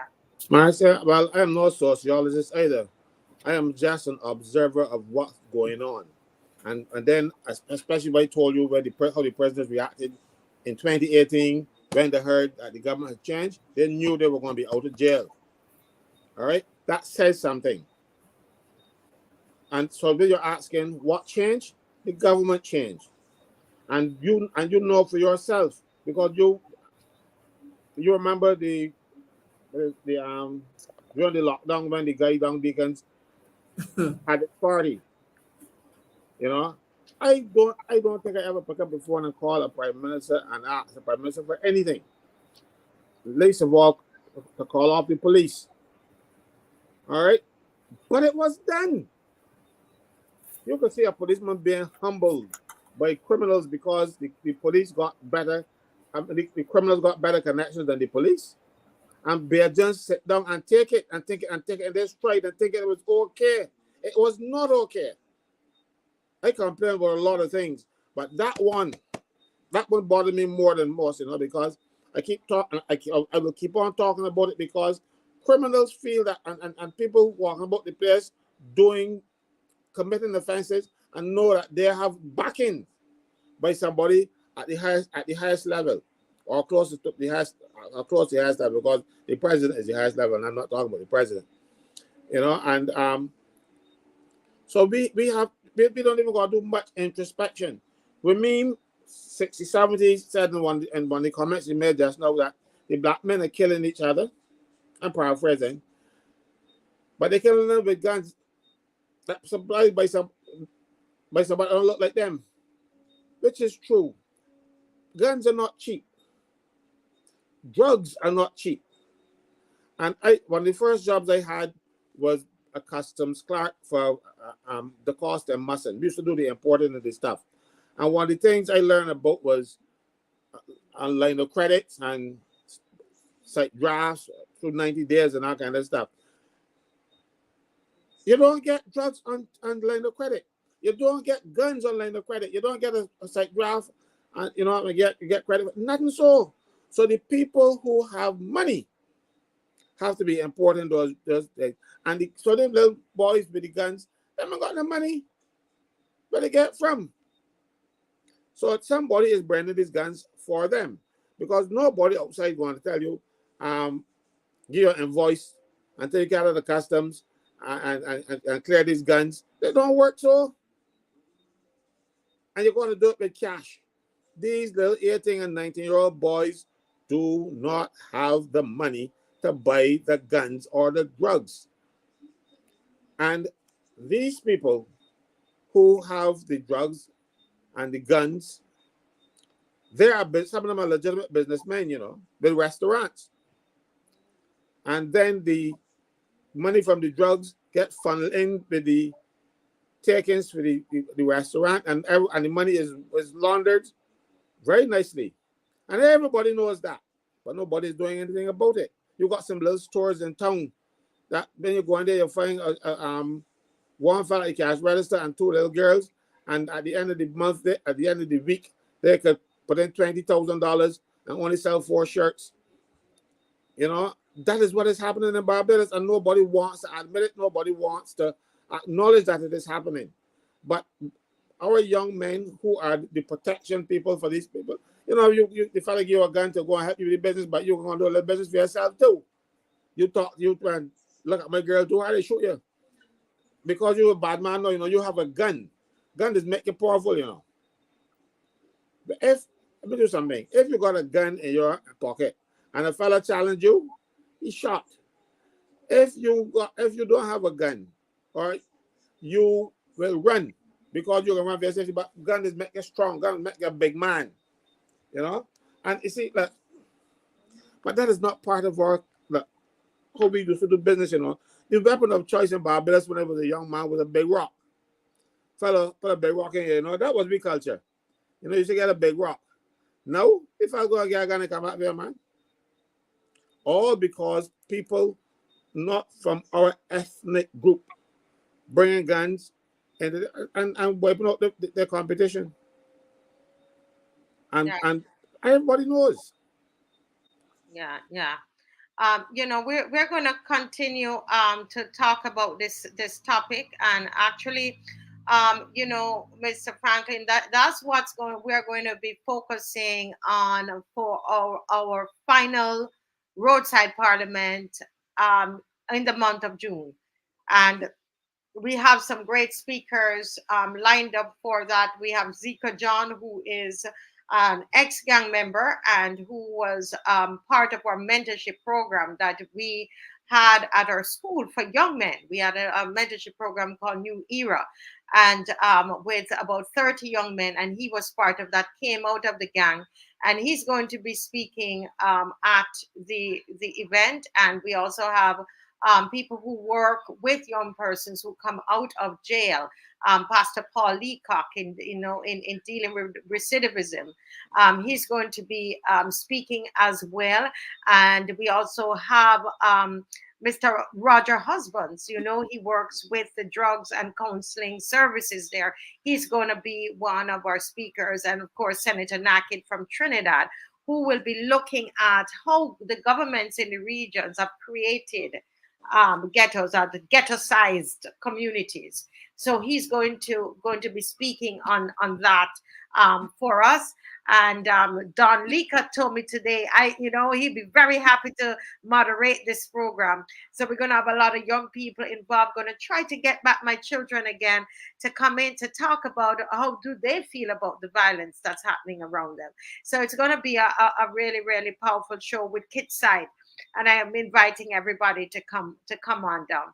But we have Miss Rose Corbin is here with us. Rose, good evening.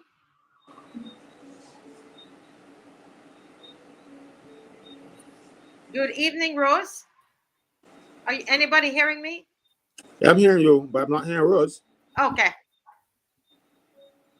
I have on mute. Good evening. We're hearing you now. Yes, good evening. Good evening, Rose. We went over a little in your time, but we'll make sure that you get back your time. But welcome to the Marcia Week Show. Thank you very much. And I had sent you a note, Marcia, asking your permission to allow me to be off camera.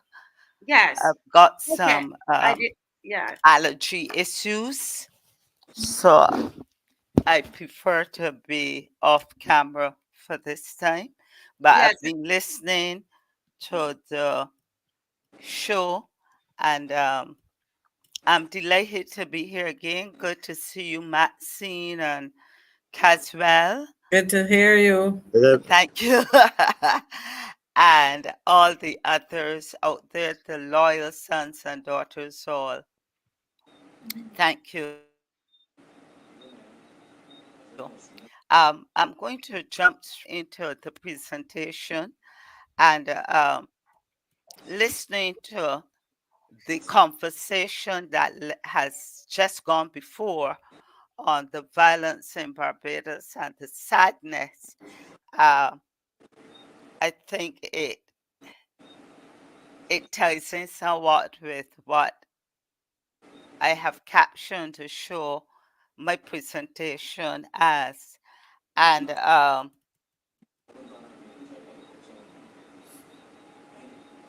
all this week from the news on the archives, I have been hearing three songs in my ear. Don't Cry for Me, Argentina. That was by on Evita Peron, Eva Peron of Argentina, the lady who although her husband was the president, she took over the power. And I was so fortunate in the 1980s, I think it was 1983 summer, to be at the stage performance, the first stage performance, or the earliest stage performance in London of that musical, Evita, which later went on, written by Tim Rice, the song, the music actually, and the script by Andrew Lloyd Webber, two English creatives. And that song was the movie. The screen was played. Was the song was sung by Madonna, and I would ask the listeners to go listen, read upon it. The plaintive plea by Evita to Argentina on, you know, her is a cry for what she would have done and how she would have used her power. And the next song that came to mind over the last couple of days was You've Got to Go Down on My Knees at Cry Me a River by our own Jackie Opel. Yeah. And it became like an anthem that, we're on our knees, we're on our knees. And then I thought, it's crying time again.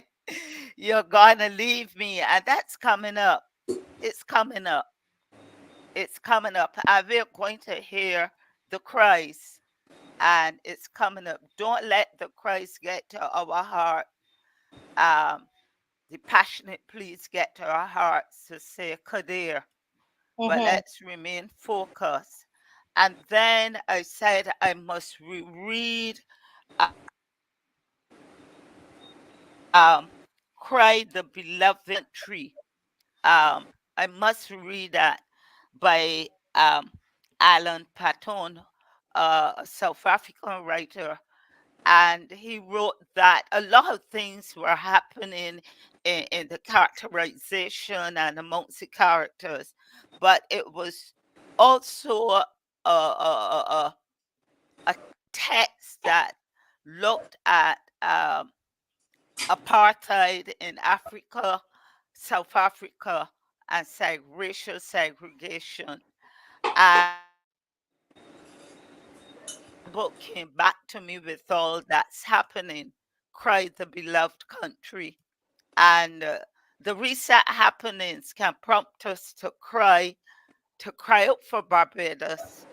And I've taken a twist on it tonight, and I've prepared some slides to keep us focused. And it is captioned Things to Cry For or About in Barbados. And so you're on the same page. To cry is to shed tears, typically as an expression of distress, pain, loss, grief, or sorrow, or at times of happiness. And we have been having all kinds of tears, personal tears, private tears, public tears. But let's explore further what this crying should be about.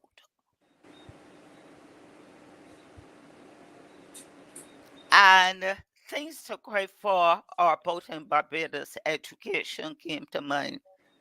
And this slide says the Minister of Education, MPK McConney, should be joining her colleague Minister of Culture, Senator Chantel Monroe-Knight, in crying for the ongoing issues related to education.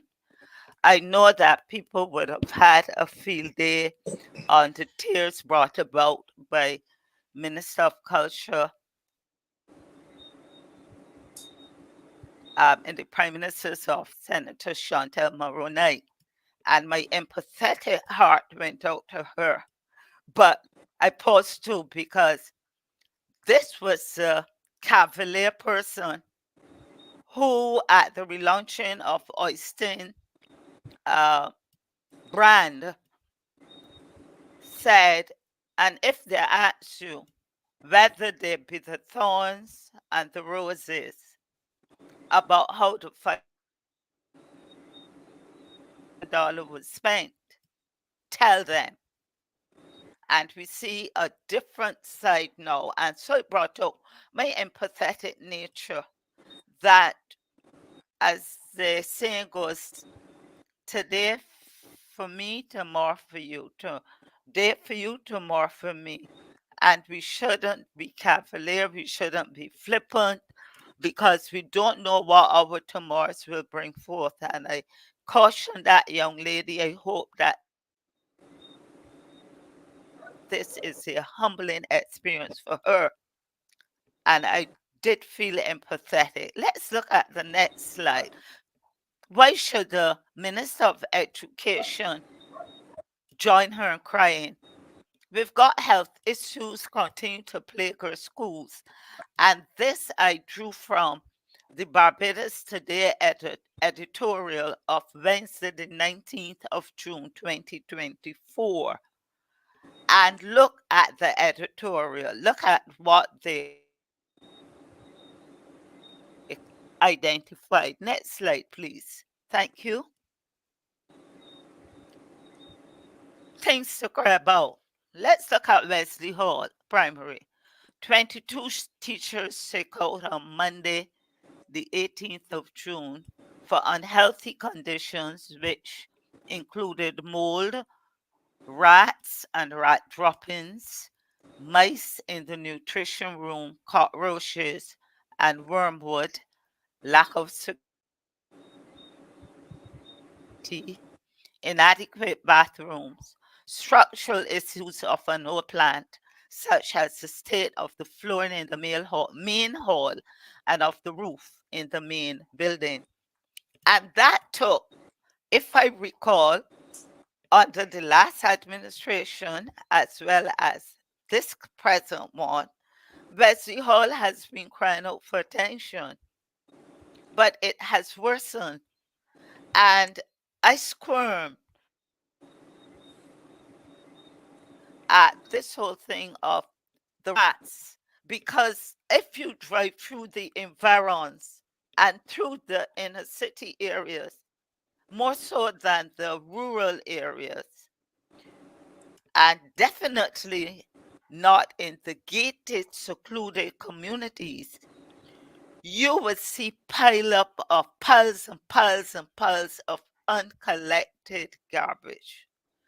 And one quick solution, rather than all this walkabout. Quick, so you had a whole team Ministry of Education going into Wesley Hall Primary School.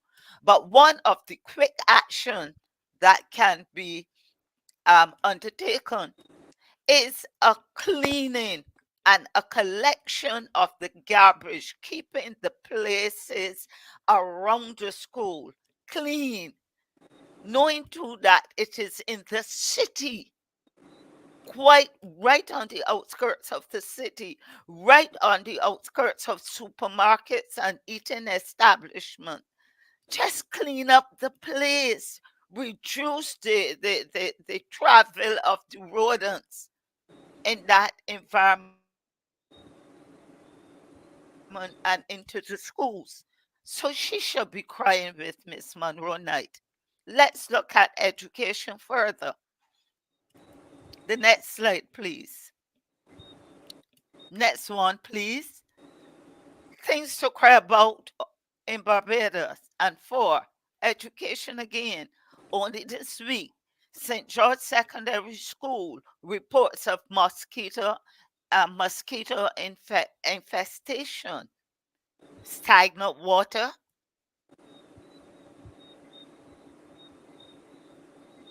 Is the plant not being kept clean? Do they lack the resources? What about the regular checkup at the school where hundreds of students go? Would this be happening at a more established school, privileged school? I don't know. Then what should she be crying about? Joining in the shedding of the tears, St. Giles Primary, absenteeism of teachers for outstanding and ongoing grievances. She should be crying about the proposed education reform, the foul ups, the bleeps, and the blunders, and the spuddling. Spuddling is a term that means doing things and appearing to be effective and efficient, but doing nothing really. The money spent on that failed launch of the proposed education reform, all of those things, we should be here crying coming from that section of government, that ministry, the IDB survey, the fiasco drill at Spring Memorial School girls, and the Ministry of Education with the rumblings and the grumblings and the fumblings and the spuddlings and the attrition and the early retirement and the transfers. Those are things that we should have some crying linked to that from the Ministry of Education, linked to that of Chantal Monroe. Let's look at some more crying that we should be hearing. Next slide, please. Oh, we're having some challenges on that one. Do you have that, Marcia? Yeah. More It's slides coming on up. that? The slide is coming up. The slide is coming up. All right. Thanks for So your patience. here we are identifying things that we, the Barbadian public, we're concerned about and we cry out about and we protest about. And also we should be hearing, but there's silence from the Minister of Education. Are we getting that slide, Marcia? Yes, we are. Just yes, it's coming up. Thank you, Rose. All right. Maybe I could fill in the gap then. Yes, Or you it's could go coming ahead. up. You could go ahead. Okay. Coming up. If we look at the matter that prompted this crying, let us look at what caused this crying with the archives. And I did some research. Okay, let's go on here. Things to cry for or about in Barbados: crime and violence. The Attorney General, MP Dale Marshall, should be joining his colleague in crying for the ongoing issues related to crime and violence. But all we're getting is that ubiquitous smile and the joke at the gentleman who talked about the availability of these high-powered guns. And what are you saying now about this? We should hear a cry coming from that corner where the AG is. Let's look at crime and violence some more. These are things that they should be crying about. And if they're heckling the young lady, they better know that soon they will be in a position where they will have to give an account for these things. The next slide is another slide on crime and violence. MP Mr. Corlin, Minister of State in the Office of the AG with responsibility for crime prevention since October the 26th, 2022, should be joining his colleague, the Minister of Culture, in crying out too for the outgoing issues related to crime and violence. What about the peace program? Is it working or not? We want to hear you crying out too. You're too casual about the handling of crime and violence. This particular area and the cry should not only become from the mothers and the fathers and the siblings and family members and people who went to school and persons in the community and across Barbados who are scared and who are worried about the ongoing crime and violence, particularly gun violence. But we should be hearing cries coming from the government, the ministers, those responsible for reducing crime and violence, or for limiting it, or for controlling it, or for addressing it. These things should bring out a cry from that sector. I'm not hearing that. Let's look also at another thing that we should cry out for here in Barbados. Next slide, please. What about health? I should be hearing Senator Jerome Walcott, Minister of Health, crying out too for the ongoing issues related to health, amongst them QEH, the polyclinic, the National Drug Service. We're hearing the lamentations, the cry from the public about what they are getting or not getting from just these areas that I've pointed out. Where are the cries identifying with the people, with the Barbadian public, from Senator Jerome Walcott, Minister of Health? There's silence in that quarter while the public is crying at losses too occurring in there, and compromises to their health and losses through death to what's happening in the health sector. There's another slide, please. We talk about housing. So we covered education, crime and violence, health, housing. MP Dwight Sutherland, Minister of Housing, should be joining his colleague, Minister of Culture, Chantel Rowe, Monroe Knight, in crying out for the unresolved issues relating to the Hope Housing Project at Poole St. John and Lancaster St. James, as well as what's happening in the under the National Housing Corporation, for example, at Valerie, that was exposed by Come Out Things by Winston Clark. I think that's his name. These are things that they should be crying out about. But all they're doing is coming out and making a rebuttal. Like soon after this was exposed, do permit me to look here. Soon after Come Out Things by Winston Clark on the Valerie Housing Estate, we quickly saw a response from the general manager of NHC, Ian Gill, and talked about a troubling video, grossly misleading information, and basically saying it's untrue, but it prompted, I can't understand these contradictions, because it prompted MP Marsha Cattle, who's the MP for that area, to come out and say, yes, there are things, issues to be addressed, and she's calling a town hall meeting that week to listen to the tenants and the issues. So who is telling the truth or not telling the truth? Is it Vincent Clark and the tenants through the Come Out Things program? Is it the general manager, Ian Gill? Is it the MP Cattle?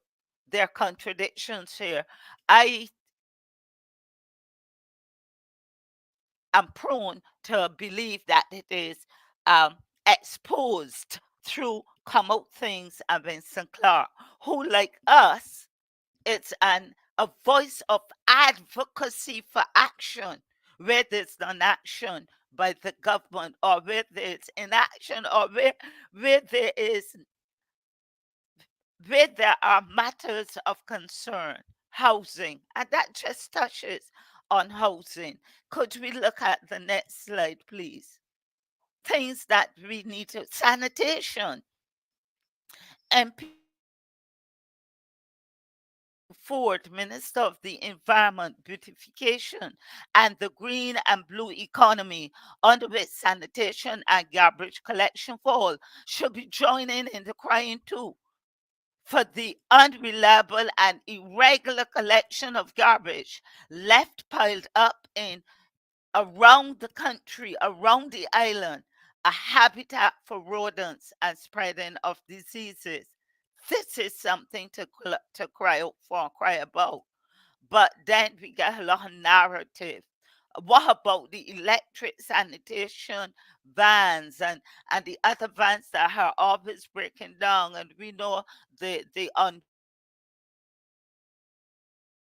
ongoing employment relations issues at sanitation. Caswell can speak to that more eloquently and more from a more informed position. But I'm talking about these things here that they should be crying out about.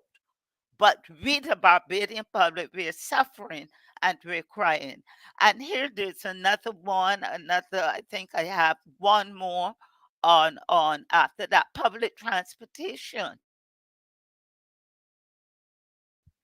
Minister of Transport Deputy Prime Minister Sancho Bradshaw should be also crying out with her colleague for the unresolved and continuing issues related to lack of reliable, regular public transportation, conditions of the road and not the paving and the patching that is going on now for the World Cup, and most recently, matters relating to the transport augmentation program known as TAP. We should be here crying just was the protests and the emotions embodied when questions were raised through this medium and by the leader of opposition about the check for 7,500, just as we could get that emotional response from the floor of the House concerning that matter. Why aren't we getting a cry too from that end about these things? Just an example of some of the issues related to public transportation and roads. And is that the last one there, Marcia? No, at this one, things to cry for or about in Barbados. Lack of representation by the elected government MPs. They're not representing us. They know they're not representing us. They're not speaking out on behalf of the Barbadian public or the constituents who have sent them in by the vote into the House of Assembly. They're concerned about just supporting every bill, every bill that comes to them, every um, everything that is presented to them in the narrative, they get up and they hail the emperor in the invisible suit. And we're not getting representation from them. We're not getting representations from the ministers. We're not getting representation from the backbenchers. We're not getting the kind of representation that the country deserves at constituent level and national level. They're not speaking on behalf of us. And that is what we need to hear collective voice from those representatives. But they're silent, and many of them too happy to get a little pig heading up a committee or a commission. We saw the eagerness of MP Edmund Hinkson. We saw the eagerness when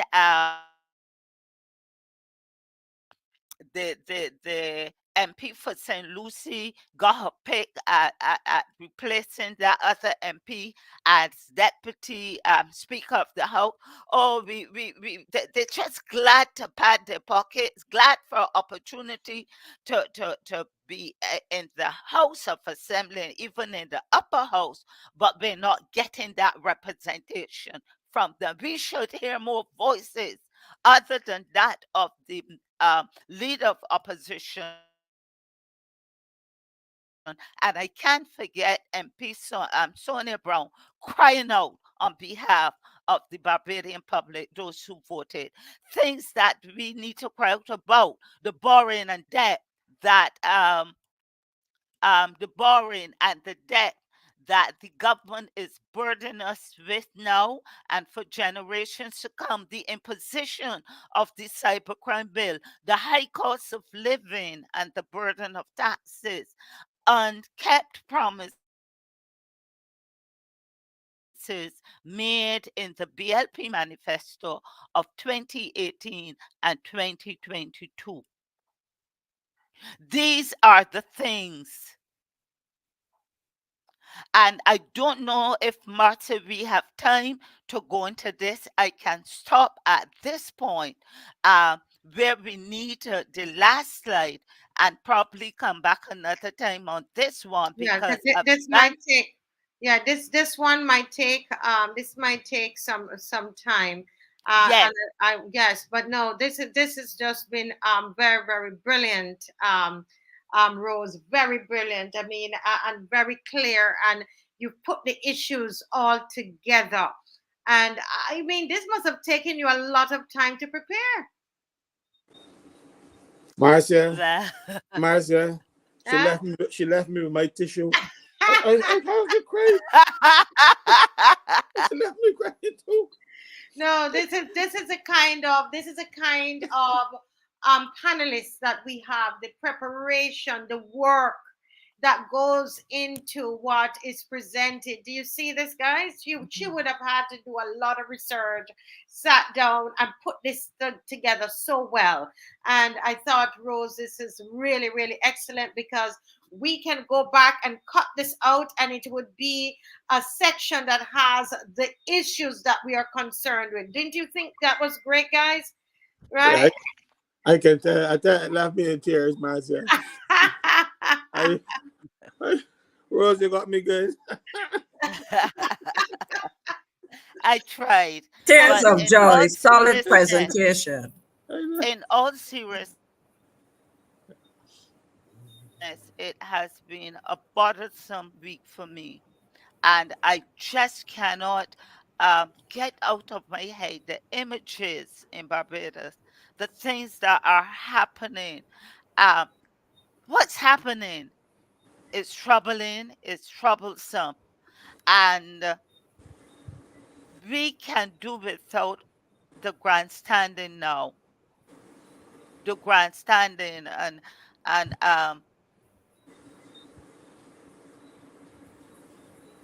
You know, I have some Margaret, questions and I would yes, come back yes, another time, but I yeah, thank you for the opportunity. I know I did not list all the issues.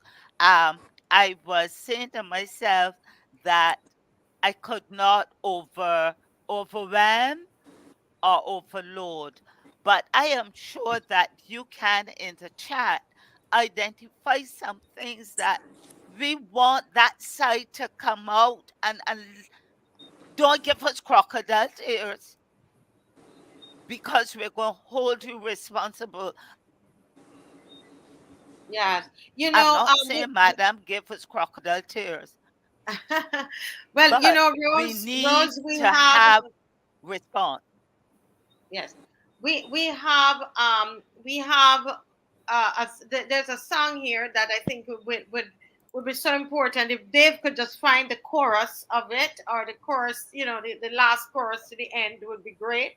And Yes, then I'm please. going to let Mr. Franklin did not get a chance to share what he wanted to share on the program tonight, unless he did already. But we want to get to that. If Dave, if what Thank Dave is you going to very much. find, I'm going to unmute. yes, thank you, Rose. So I'm gonna turn over to Mr. Franklin, and Dave will let me know. He will put up on the screen. I think he's ready. Dave is ready to go. Okay, go ahead, Dave, and then over to Mr. Franklin. Go ahead. Go ahead, Dave. Okay, he's still having some challenges. All right. So Mr. Franklin, go ahead. Marcia, just today and Monday and several times in the recent past, I've been getting complaints from people who got injured on the job, and they complain that the employers just drop them to the FMH or the Corvallis or whatever else and pay for the first visit, and that's the end of it. They don't do anything for them after that. A lot of people believe that it is the employer's responsibility then to help them to pay those doctor bills.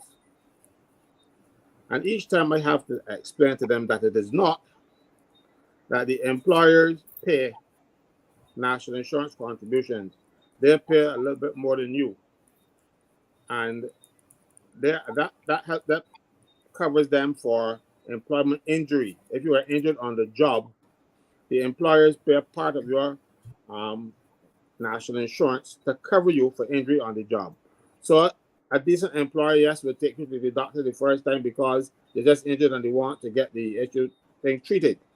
But thereafter, the responsibility now goes to national insurance to cover the workers for the injury.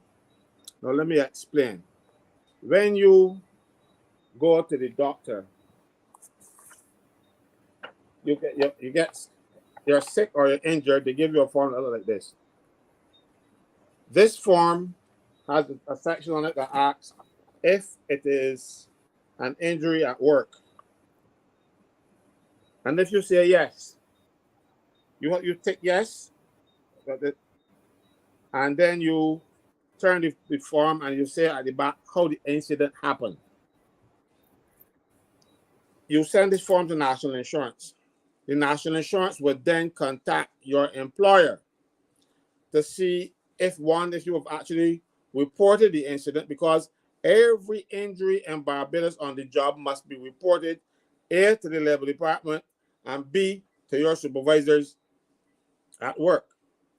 Now, if you have reported the injury, the employer should fill out the form that national insurance sends.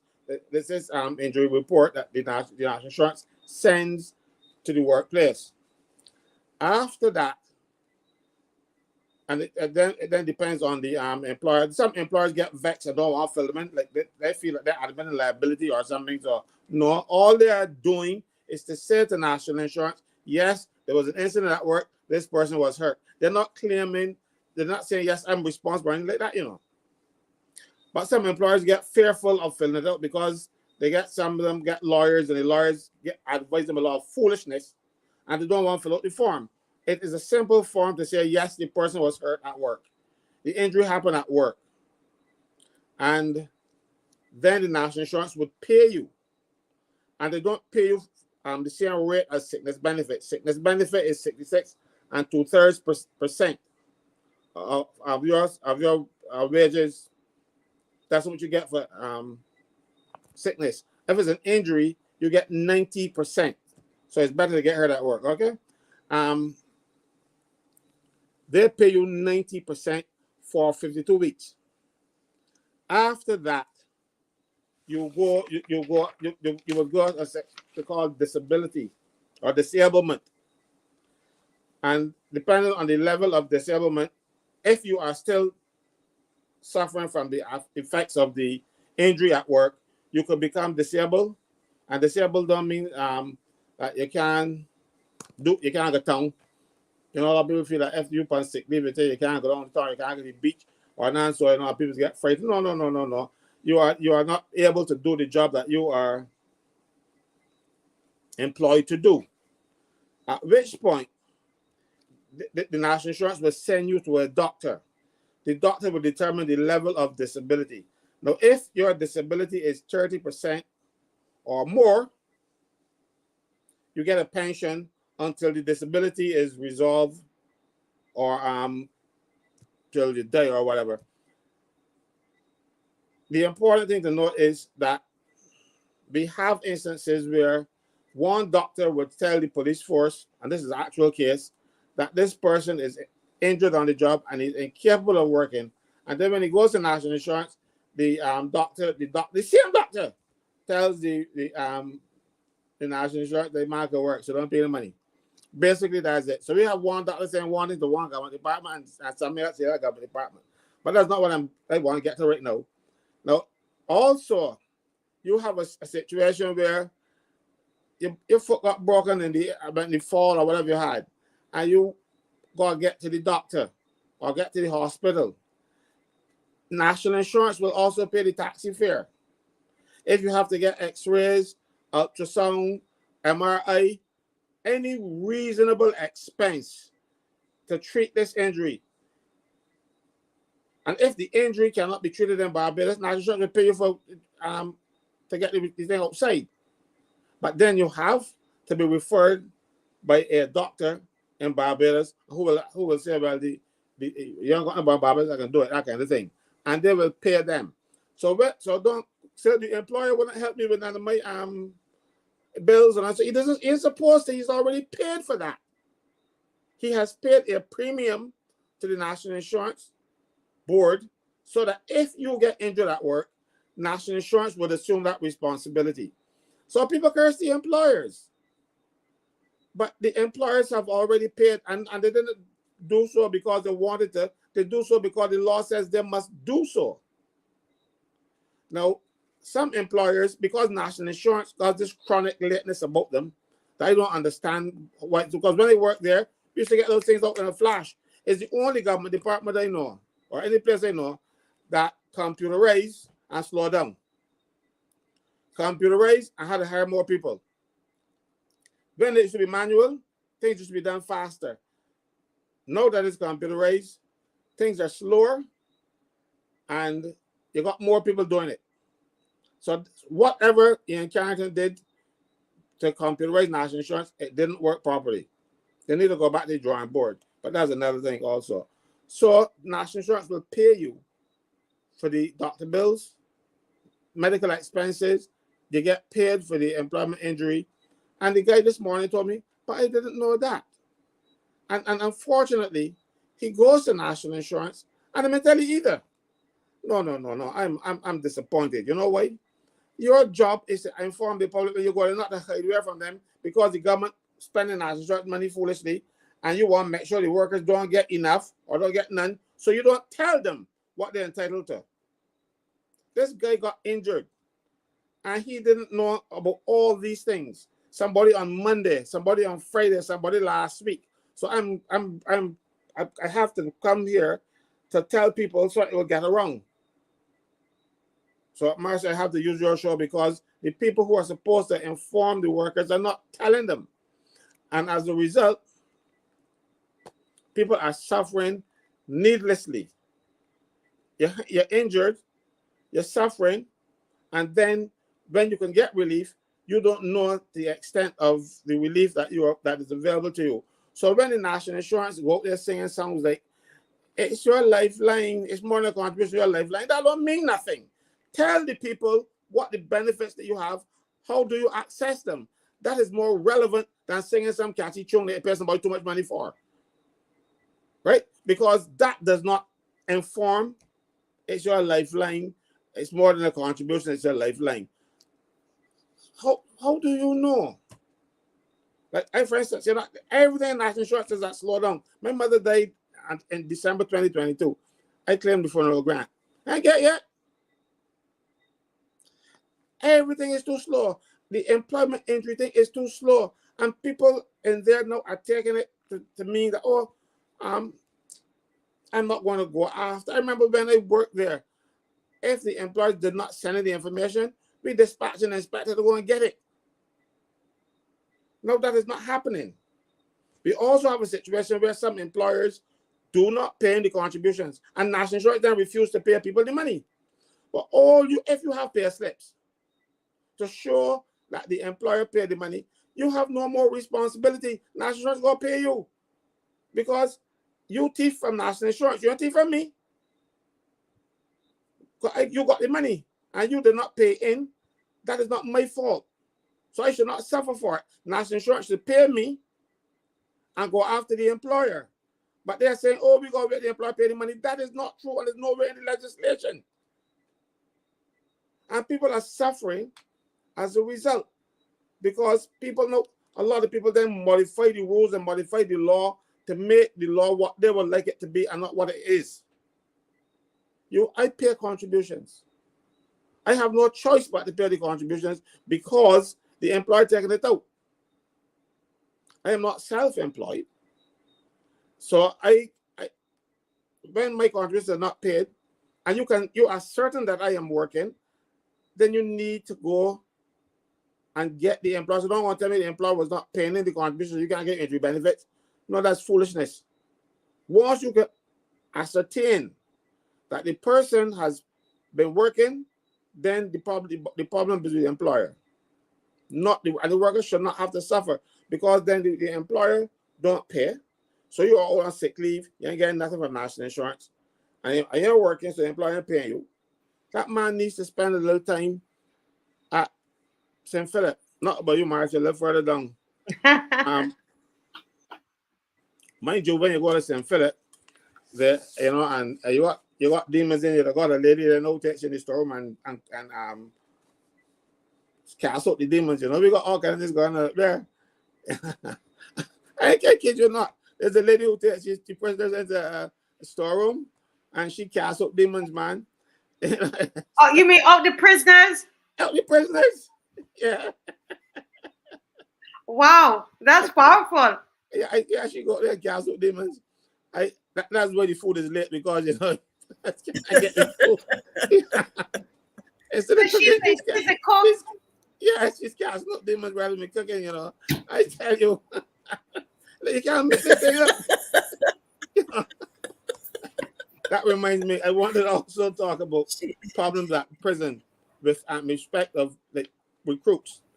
Yeah. Recruits are given $150 a week. No, they're not entitled to $150 a week. You gotta pay them a wage. So I want to know where the money is going that should be there for them. Because out of the money that they're supposed to get, they only get $150 a week. And they have it down. Let me see, I got the email here with the actual information. Because people give me things. That person then gets a note from the Treasury saying, "Good day, your account will be credited with $222.25."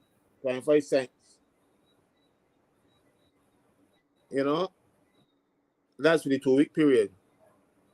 They give you payment number and the date, and then it says regards, Accountant General. You are an employee. You are not a contractor. You are not doing. You imagine you're training to be a prison officer. How does that make you a private contractor? You are supposed to be paid a salary, not some pittance. and they are actually now paying it as like for paying for services. If you are a private contractor, you own the business. No recruit of the prison owns any business up there. All hell is breaking loose up there, and we have more people that should be behind bars, keeping people behind bars. It is unfortunate, but just a couple of the recruits spoke to me because the rest are afraid. You know, they just get jobs, so they don't want to make no noise because they got a job now. But then they got during their recruiting period, people are stealing from them. But they were so happy to get a job that then money that they get robbed, you know. And the people that robbed them working in the prison. It's the irony. These people are being robbed. They should be paid. Police officers, when they go to training school, they get paid. Then they get $120 a week. Similarly, prison officers should be paid. And they used to be paid. Now all of a sudden they give them $150. Something is wrong. Mind you, but at least the good thing about them is if they have any demons, they will get them cast out. So they would be you cannot have this level of nastiness and breaking rules in Barbados all the time, because you have prison officers that are contractors. You have clerical officers and ministries that are contractors. On a serious note, though, how does an employee get access to the prisoner to do what you said? I mean, that sounds like a security issue for me, a risk.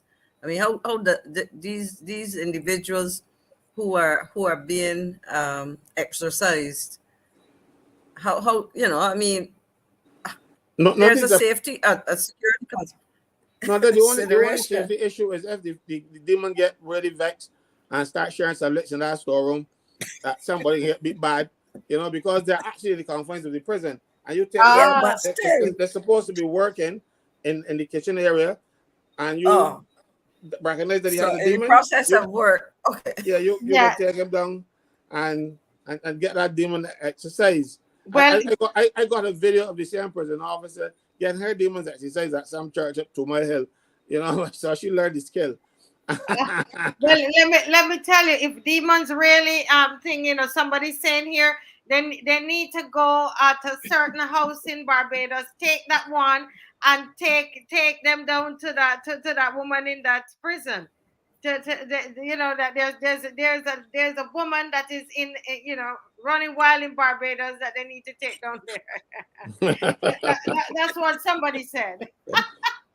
Yeah, but with all seriousness, right? Government is breaking the rules, and it is breaking the rules in respect of people that they have already disadvantaged. You remember, you know, have to have 750 contributions to get a national insurance pension, and the government now is not paying your national insurance. So so the fellows who are working 3-4 years, they have not paid that contribution. So when the time comes, no, they don't have 750 contributions. What will happen? And it is the government that is stealing from them. It is the government that is saying that they are contractors. The government has gone into an IMF program, and the IMF tell them you can't hire any more people. But there's a need for other people. So what government does, the government somehow then wave their magic wand. Abracadabra, you are now a contractor. You're not a contractor. You got clerical officers, telephone operators, receptionists, people reading, people cleaning the botanical gardens. You know, all of these people are contractors. Every ministry, you know, got contractors in it who do clerical work and admin officers who are contractors, not kind of nonsense. You wouldn't believe it. And the government must know better. And you cannot have people who have gone up there and taken oath to do the right thing and then allow this thing under their watch. Because some overarching body called IMF tell them you do break your own law or else. No, you have to say to them that our law said that we're going to do this. Or come to Parliament and try to pass the law. But you know where they're going to come? Because they might hear about by March a week, sure. So they might want the publicity. So they suffer people. And these people who got bills and children at school and stuff ain't saying anything. But what will happen now? They're not getting vacation pay, so you work 52 weeks in a year. Because if you take a week off, they don't pay you. Government is doing this, and if a person in the private sector has done it, it's a criminal offense for which that person can go. The employer can go to jail.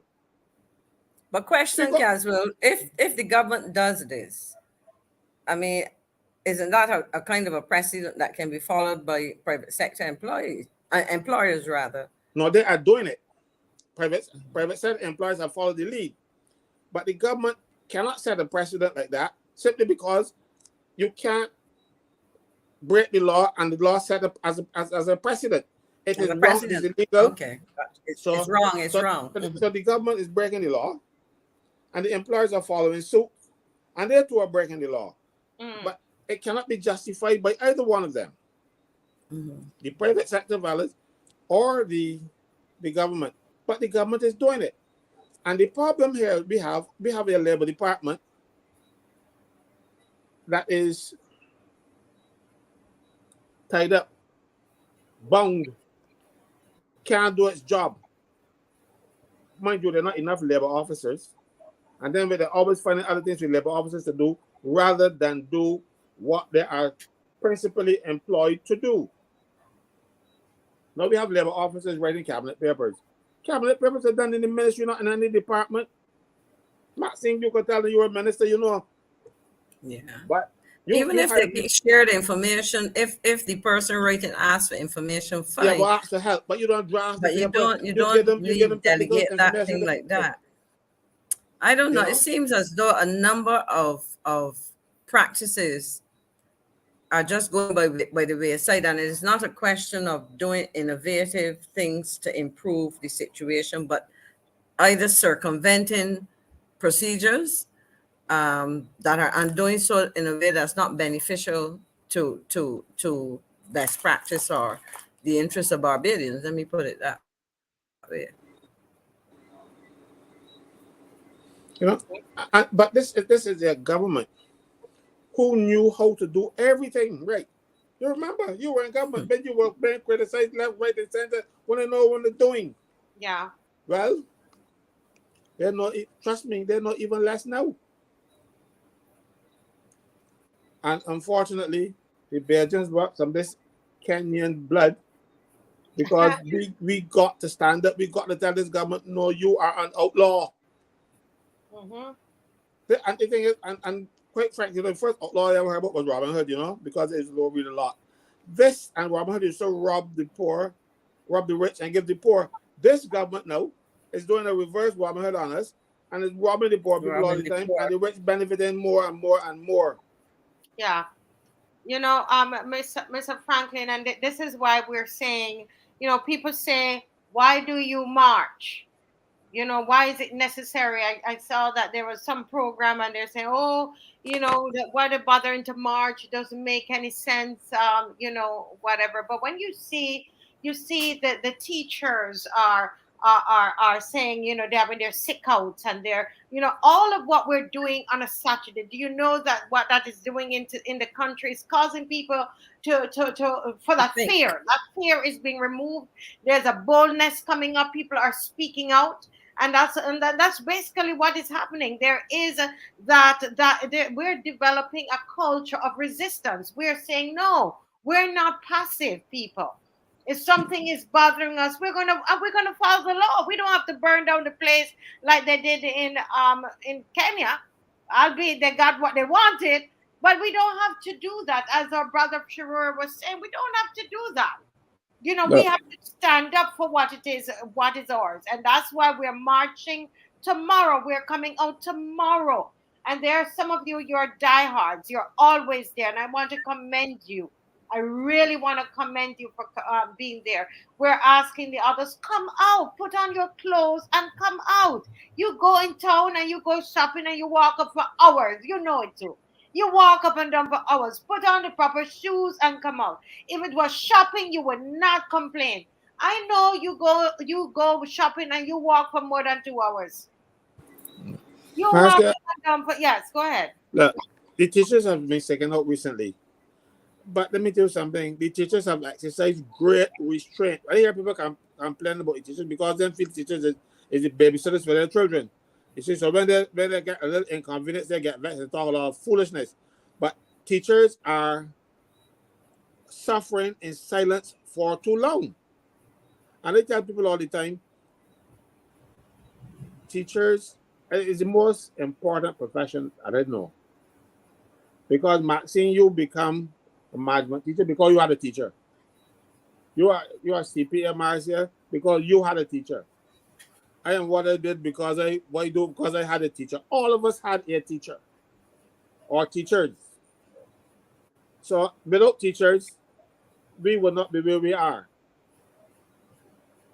And they are being disrespected.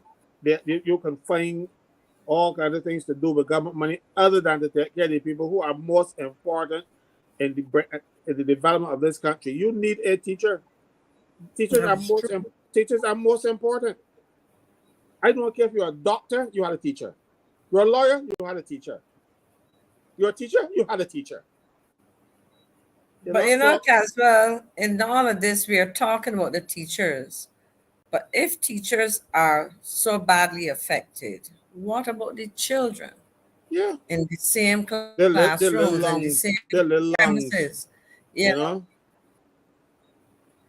It is serious. I mean, I don't understand. We've had several environmental issues across a multiplicity of schools. I would have thought that there would have been some serious effort to check these things, particularly coming out of COVID when the school complexes were closed for extended periods, when students had to be taught online and so on. And there's a department, remind me of the name, Caswell, in the ministry responsible for maintenance and so on. There's a department, I'm trying to remember the exact title of it. Yeah, I know the names. And I know that it used to schedule routine and additional maintenance and so on. Where are these structures and these systems? Where have they gone? Is it that they don't do that, or is it that they don't have money to do these things, but they're spending money to do something else? So what Fala says here, I had one of the best teachers, Mr. George Francis. That man loved his class. You know, George went to school with me. I had to let you all know that, you know. Another one said, this our island is collapsing under our eyes and people are afraid to march. And that's the thing, you know, people come out tomorrow. Look at what has happened with Kenya. I don't know if Dave can show any more of that. I know we're having some Wi-Fi challenges. But you've seen the videos, you've seen the numbers that have come out, you've seen how the ministers, the president, and also I think it's the Minister of Finance, how they came out and they said, listen, we hear you, again, we feel you and whatever. But you know what? We're going to change it. We're gonna change it. And you know what? Those from Kenya, very, very smart people. You know why I say that, Mr. Franklin and Ms. McLean? They realized that their president was now on the world stage. He was sitting right there in Biden's office, in Biden's chair. Look at that. And I don't think it's a week or probably a week and a little later. Look at how he was dragged on social media and dragged on Twitter, on X, all over. And look at it. He had to listen to those people or they would have burned down Kenya. They would have burned down the city. And he cannot stand that embarrassment. And I'm saying, our leader, what she hates more than anything else is embarrassment. She doesn't like the criticism. I am saying to Barbados, use the opportunity. Use the opportunity. You don't have to burn down the place, but use the opportunity. Come out and let your voices be heard loud and clear. These young people, you know what? It was being led by young people. And they understand social media. They know how to use it. Don't mind if they were in Barbados and they passed the bill, all of them would be in jail. But they use social media to get what they wanted. There was a whole campaign on X, formerly known as Twitter, that they were doing. And these young people, they fought for their country. And that's what needs to happen here. We're just not seeing you guys not coming out. Just not coming out. David's having Something. lots of trouble. Okay. Yeah. Just leave it on the pictures, Dave. Yeah. Go ahead, Miss McLean. Yeah. I was saying that there was something that I noted when Sherura spoke about, when you asked him about freedom of speech and expression. And he pointed out that notwithstanding the fact that the president of Uganda, Museveni, who has been in office for nearly 40 years, and some people see him as a pretty traditional person and so on, he said he's not immune to criticism and he allows it. In other words, and I noted that because, you would expect that a quote unquote modern day leader would be more open to criticism than somebody who was seen as, of the older style leader, and here he's saying, but yet we are able to say what we want to say in terms of criticisms. That is what he was saying. Yes. And and this is what we need to understand, that it is our right to speak. I mean, we know how people are protected by legislation in terms of defamation, and that exists. But what people are saying is, we will silence you. 200 people got injured in these protests. One young man, 29 years old, got shot and died while being treated for, I think, a gunshot to his leg or whatever the case may be. People recognize that they make demands and they're willing to follow through, But I suppose. That's the thing. Yeah, go ahead. I'm sorry. Well, I was going to say, I suppose our leaders would want Barbadians to just bow and say yes to everything. In fact, as we were told, watch me. So we're not to speak. We just stand idly by and look on as things change, not for the better, but often for the worse, or not in the interest of Barbadians. I am watching what is happening in terms of so-called development, in terms of land acquisition and these kinds of things in Barbados. And people are simply just stand by and let people change the rules, or apply to have the rules changed, because the people can't change them by themselves. These have to be decisions of government. Yeah. I say, guys, this is, one of the things that we're seeing on the screen is young people. That young people are, are on the streets at our marches. We don't see young people. We don't see young people at the marches. Young people are caught up in their own world, and it doesn't matter to them. It doesn't matter to them at all. And so sometimes you wonder, why not? And it's not for lack of trying to reach out to them, but they're just not interested. So I guess I don't know, but I mean, I know that the population in Africa, the youth, their population is much more. It's actually a youth, a country. It's a continent of young people, really, not literally, but it's that 15 to 21 age group is wide. When you look at their graph, at their population growth, the 15 to 21, I believe, very, very, very wide, but there's so much happening here in Barbados. Rose just went through so many things that's happening in Barbados for us to get out there. And some people say, well, you're all going out about the cybercrime bill and you're not going out about the prices and so on. Do you realize that the price is, there's so many things, but the cybercrime bill, it's so, I mean, this is so fundamental to our human rights, to who we are, not being able to express yourself. But it tells me, somebody who is saying that, it tells me where your mind is at. There's a lack of understanding.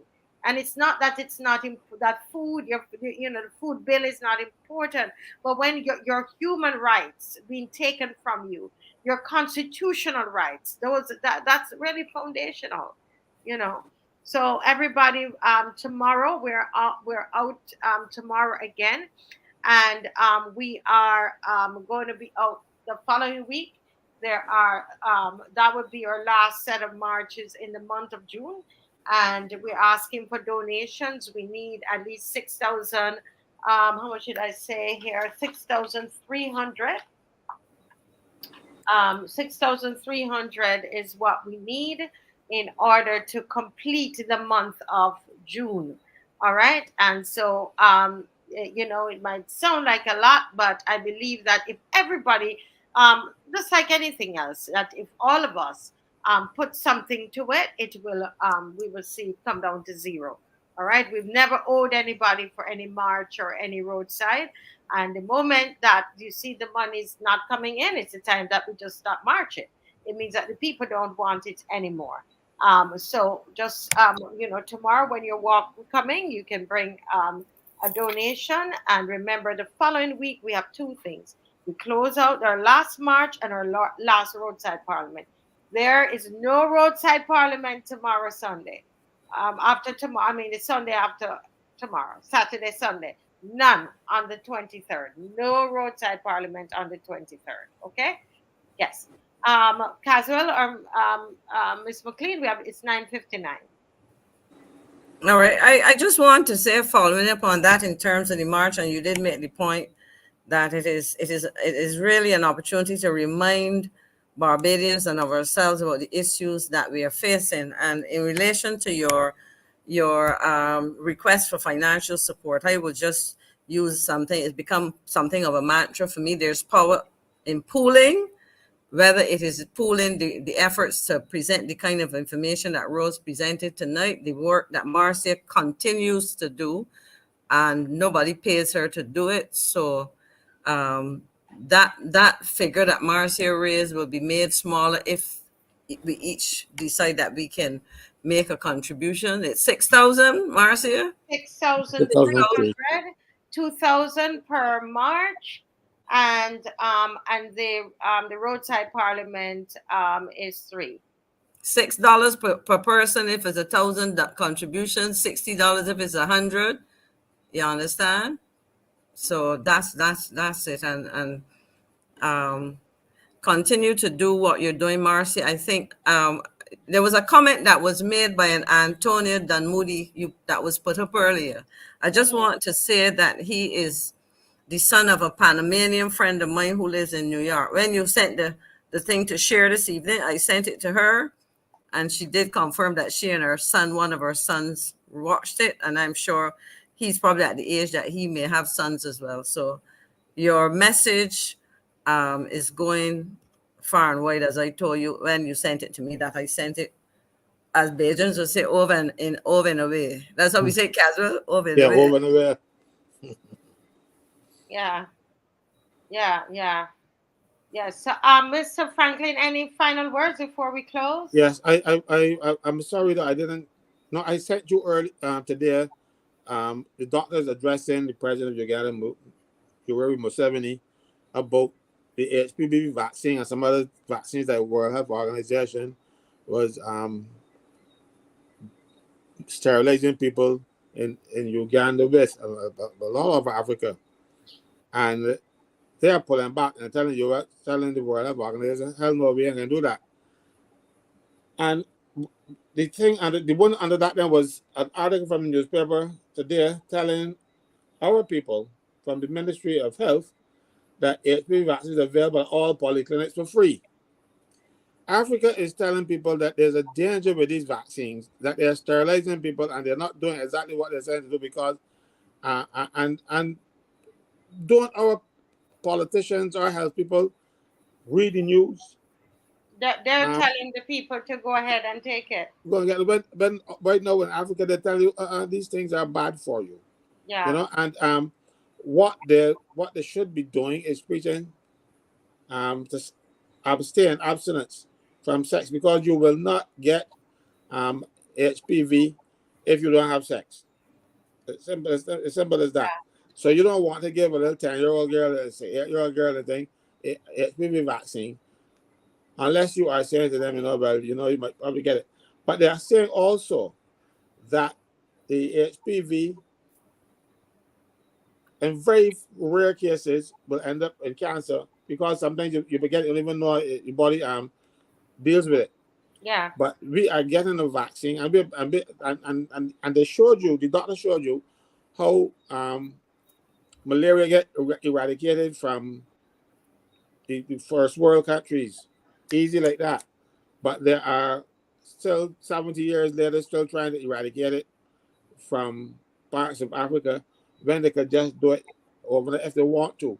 So we are being experimented on, we are being guinea pigged, if that's a word. And our politicians, because they want to go up there and rub shoulders, you know, they learn how to rub shoulders downtown, and they're going to play one rub shoulders in the national community, and they're sacrificing the people of this country. Yeah. We need to stand up. We need to stand up, and we need to march. We need to go up there and let people see us. And right now, the time to go out there would be when the international media is here, so they will see that all is not well in Barbados. I'm not trying to embarrass anybody. If you don't do anything wrong, I won't be embarrassed. Do the right thing. I promise the people at sanitation, if they continue with their nonsense, we're not going to be picking up the garbage when World Cup. And but I don't want to do that, and I don't want to call upon my people to do it, but I will not allow them to be abused anymore by these unconscionable people. This country needs a new government, one that is willing to listen to the people, and not one that wants to dictate to people and then get them a soft plastic box of macaroni pie and chicken up on the East Coast and everything as well. No, they're not into that at all. Yes. Well, you know, Mr. Franklin, that issue that you raised about the HPV, I think that it would be good to do a segment on it, and you know, just to be able to share that. It would be lovely if we could get a doctor to be on. I sent the video to you so you can look at it. Yes. All right. Thank you so much, Rose. Who I think, Rose, I didn't realize. Before we go, Marcia, we only got 232 likes. Don't forget, you know. Yeah. Give me a couple more before we go. Yes, everybody. Our numbers were low tonight. Was there cricket on tonight? Big match. The Kensington is full of people, so it's a big match on tonight. Philip at Kensington. Right. So I think because our numbers were very low, very, very low tonight. Very, very low. We're missing a good probably we missed about a good 400 people were not here tonight. Yeah, Kensington are watching from home. Are watching from home. Yeah, yeah. All right. So folks, we're gonna see you tomorrow. Come out tomorrow. Listen, don't let us play and have fun and forget about these serious things, because when they're gone, when the cricket is over and the people are gone, we still have to live here, right? You see, those people died. Those reporters came in, died, and they're still having cricket today. Cricket still goes on, right? You see that? True. So we will see you tomorrow. Come out in your numbers tomorrow. All right, we see you tomorrow. God bless you all. Thank you, Rose, for an excellent. I didn't realize Rose was still there. Yes, I'm here listening all the time from start to finish. Yes. I didn't. Thank you. Excellent. Yeah, and thank you everybody for the opportunity and being with such bright people like yourselves and the audience. Thank you. Yes, well, thank you so much, and thank you, Miss McLean, for coming on. Thank you, Sherura, who's gone to sleep now, I'm sure, because he's up with us. 5 minutes ago, I got a WhatsApp message from him, so he probably was still watching. Still watching. Oh my goodness! And thanks, of course, to Mr. Franklin. Thanks to Dave. And thanks to you, everybody who is watching. You had cricket and you chose to be with us, and we were happy to have you. And if you have any demons, I know how to get them out. I know You're right. You're right. All right, guys. The power of God is stronger than any demon. All right, folks. Good night. God bless. Promise us a better tomorrow. Tell me that it's suffering done. Me a take the vote and let me down. Me a take the vote and let me down. She did only want little teenage. Big contracts and not corruption. Me attack the vote and let me down. Me attack the vote and let me down. Barbados is too small for me. My pocket full, now you and job they promise me. And a girl like me want power and more money. You cry transparency, but that's a no for me. Promise us a better tomorrow. Tell me that it's suffering done. Me attack the vote and let me down. Me attack the vote and let me down. She did only want little dealing, big contracts and not corruption. Me attack the vote and let me down. Me attack the vote and let me down. That mass nor English, English, English, English, English. Pretending to be good, I pretending to be good, just pretending to be good. I pretending to be good, I just pretending to care about people. I just pretending to care about people. I just pretending to care about people. I just pretending to care about people. Pretending, and I'm pretending to be good at maths nor English. I just pretending to care about people. And I'm pretending to be good at maths nor English. I just pretending to care about people. I'm pretending to be good. And I'm pretending to be good at maths nor English. I just pretending to care about people. And I'm pretending to be good at maths nor English. I just pretending to care about people. All right, you folks. See you. Marcel, before you go there, Peggy Green is asking where is Redman Drive. So let me tell her. Redman Drive is, you come down front, side, past the market, by the traffic lights. As you pass, just get the traffic lights. The right hand turn, the left hand turn to go out to the sea is Redman Drive. Right there. Come down by the side market, the traffic lights. As you get the traffic lights, turn left by the traffic lights, and you're Redman Drive. Thank you. Thank you, Caswell. Good night, everybody. Enjoy and see you tomorrow. God bless. Bye-bye.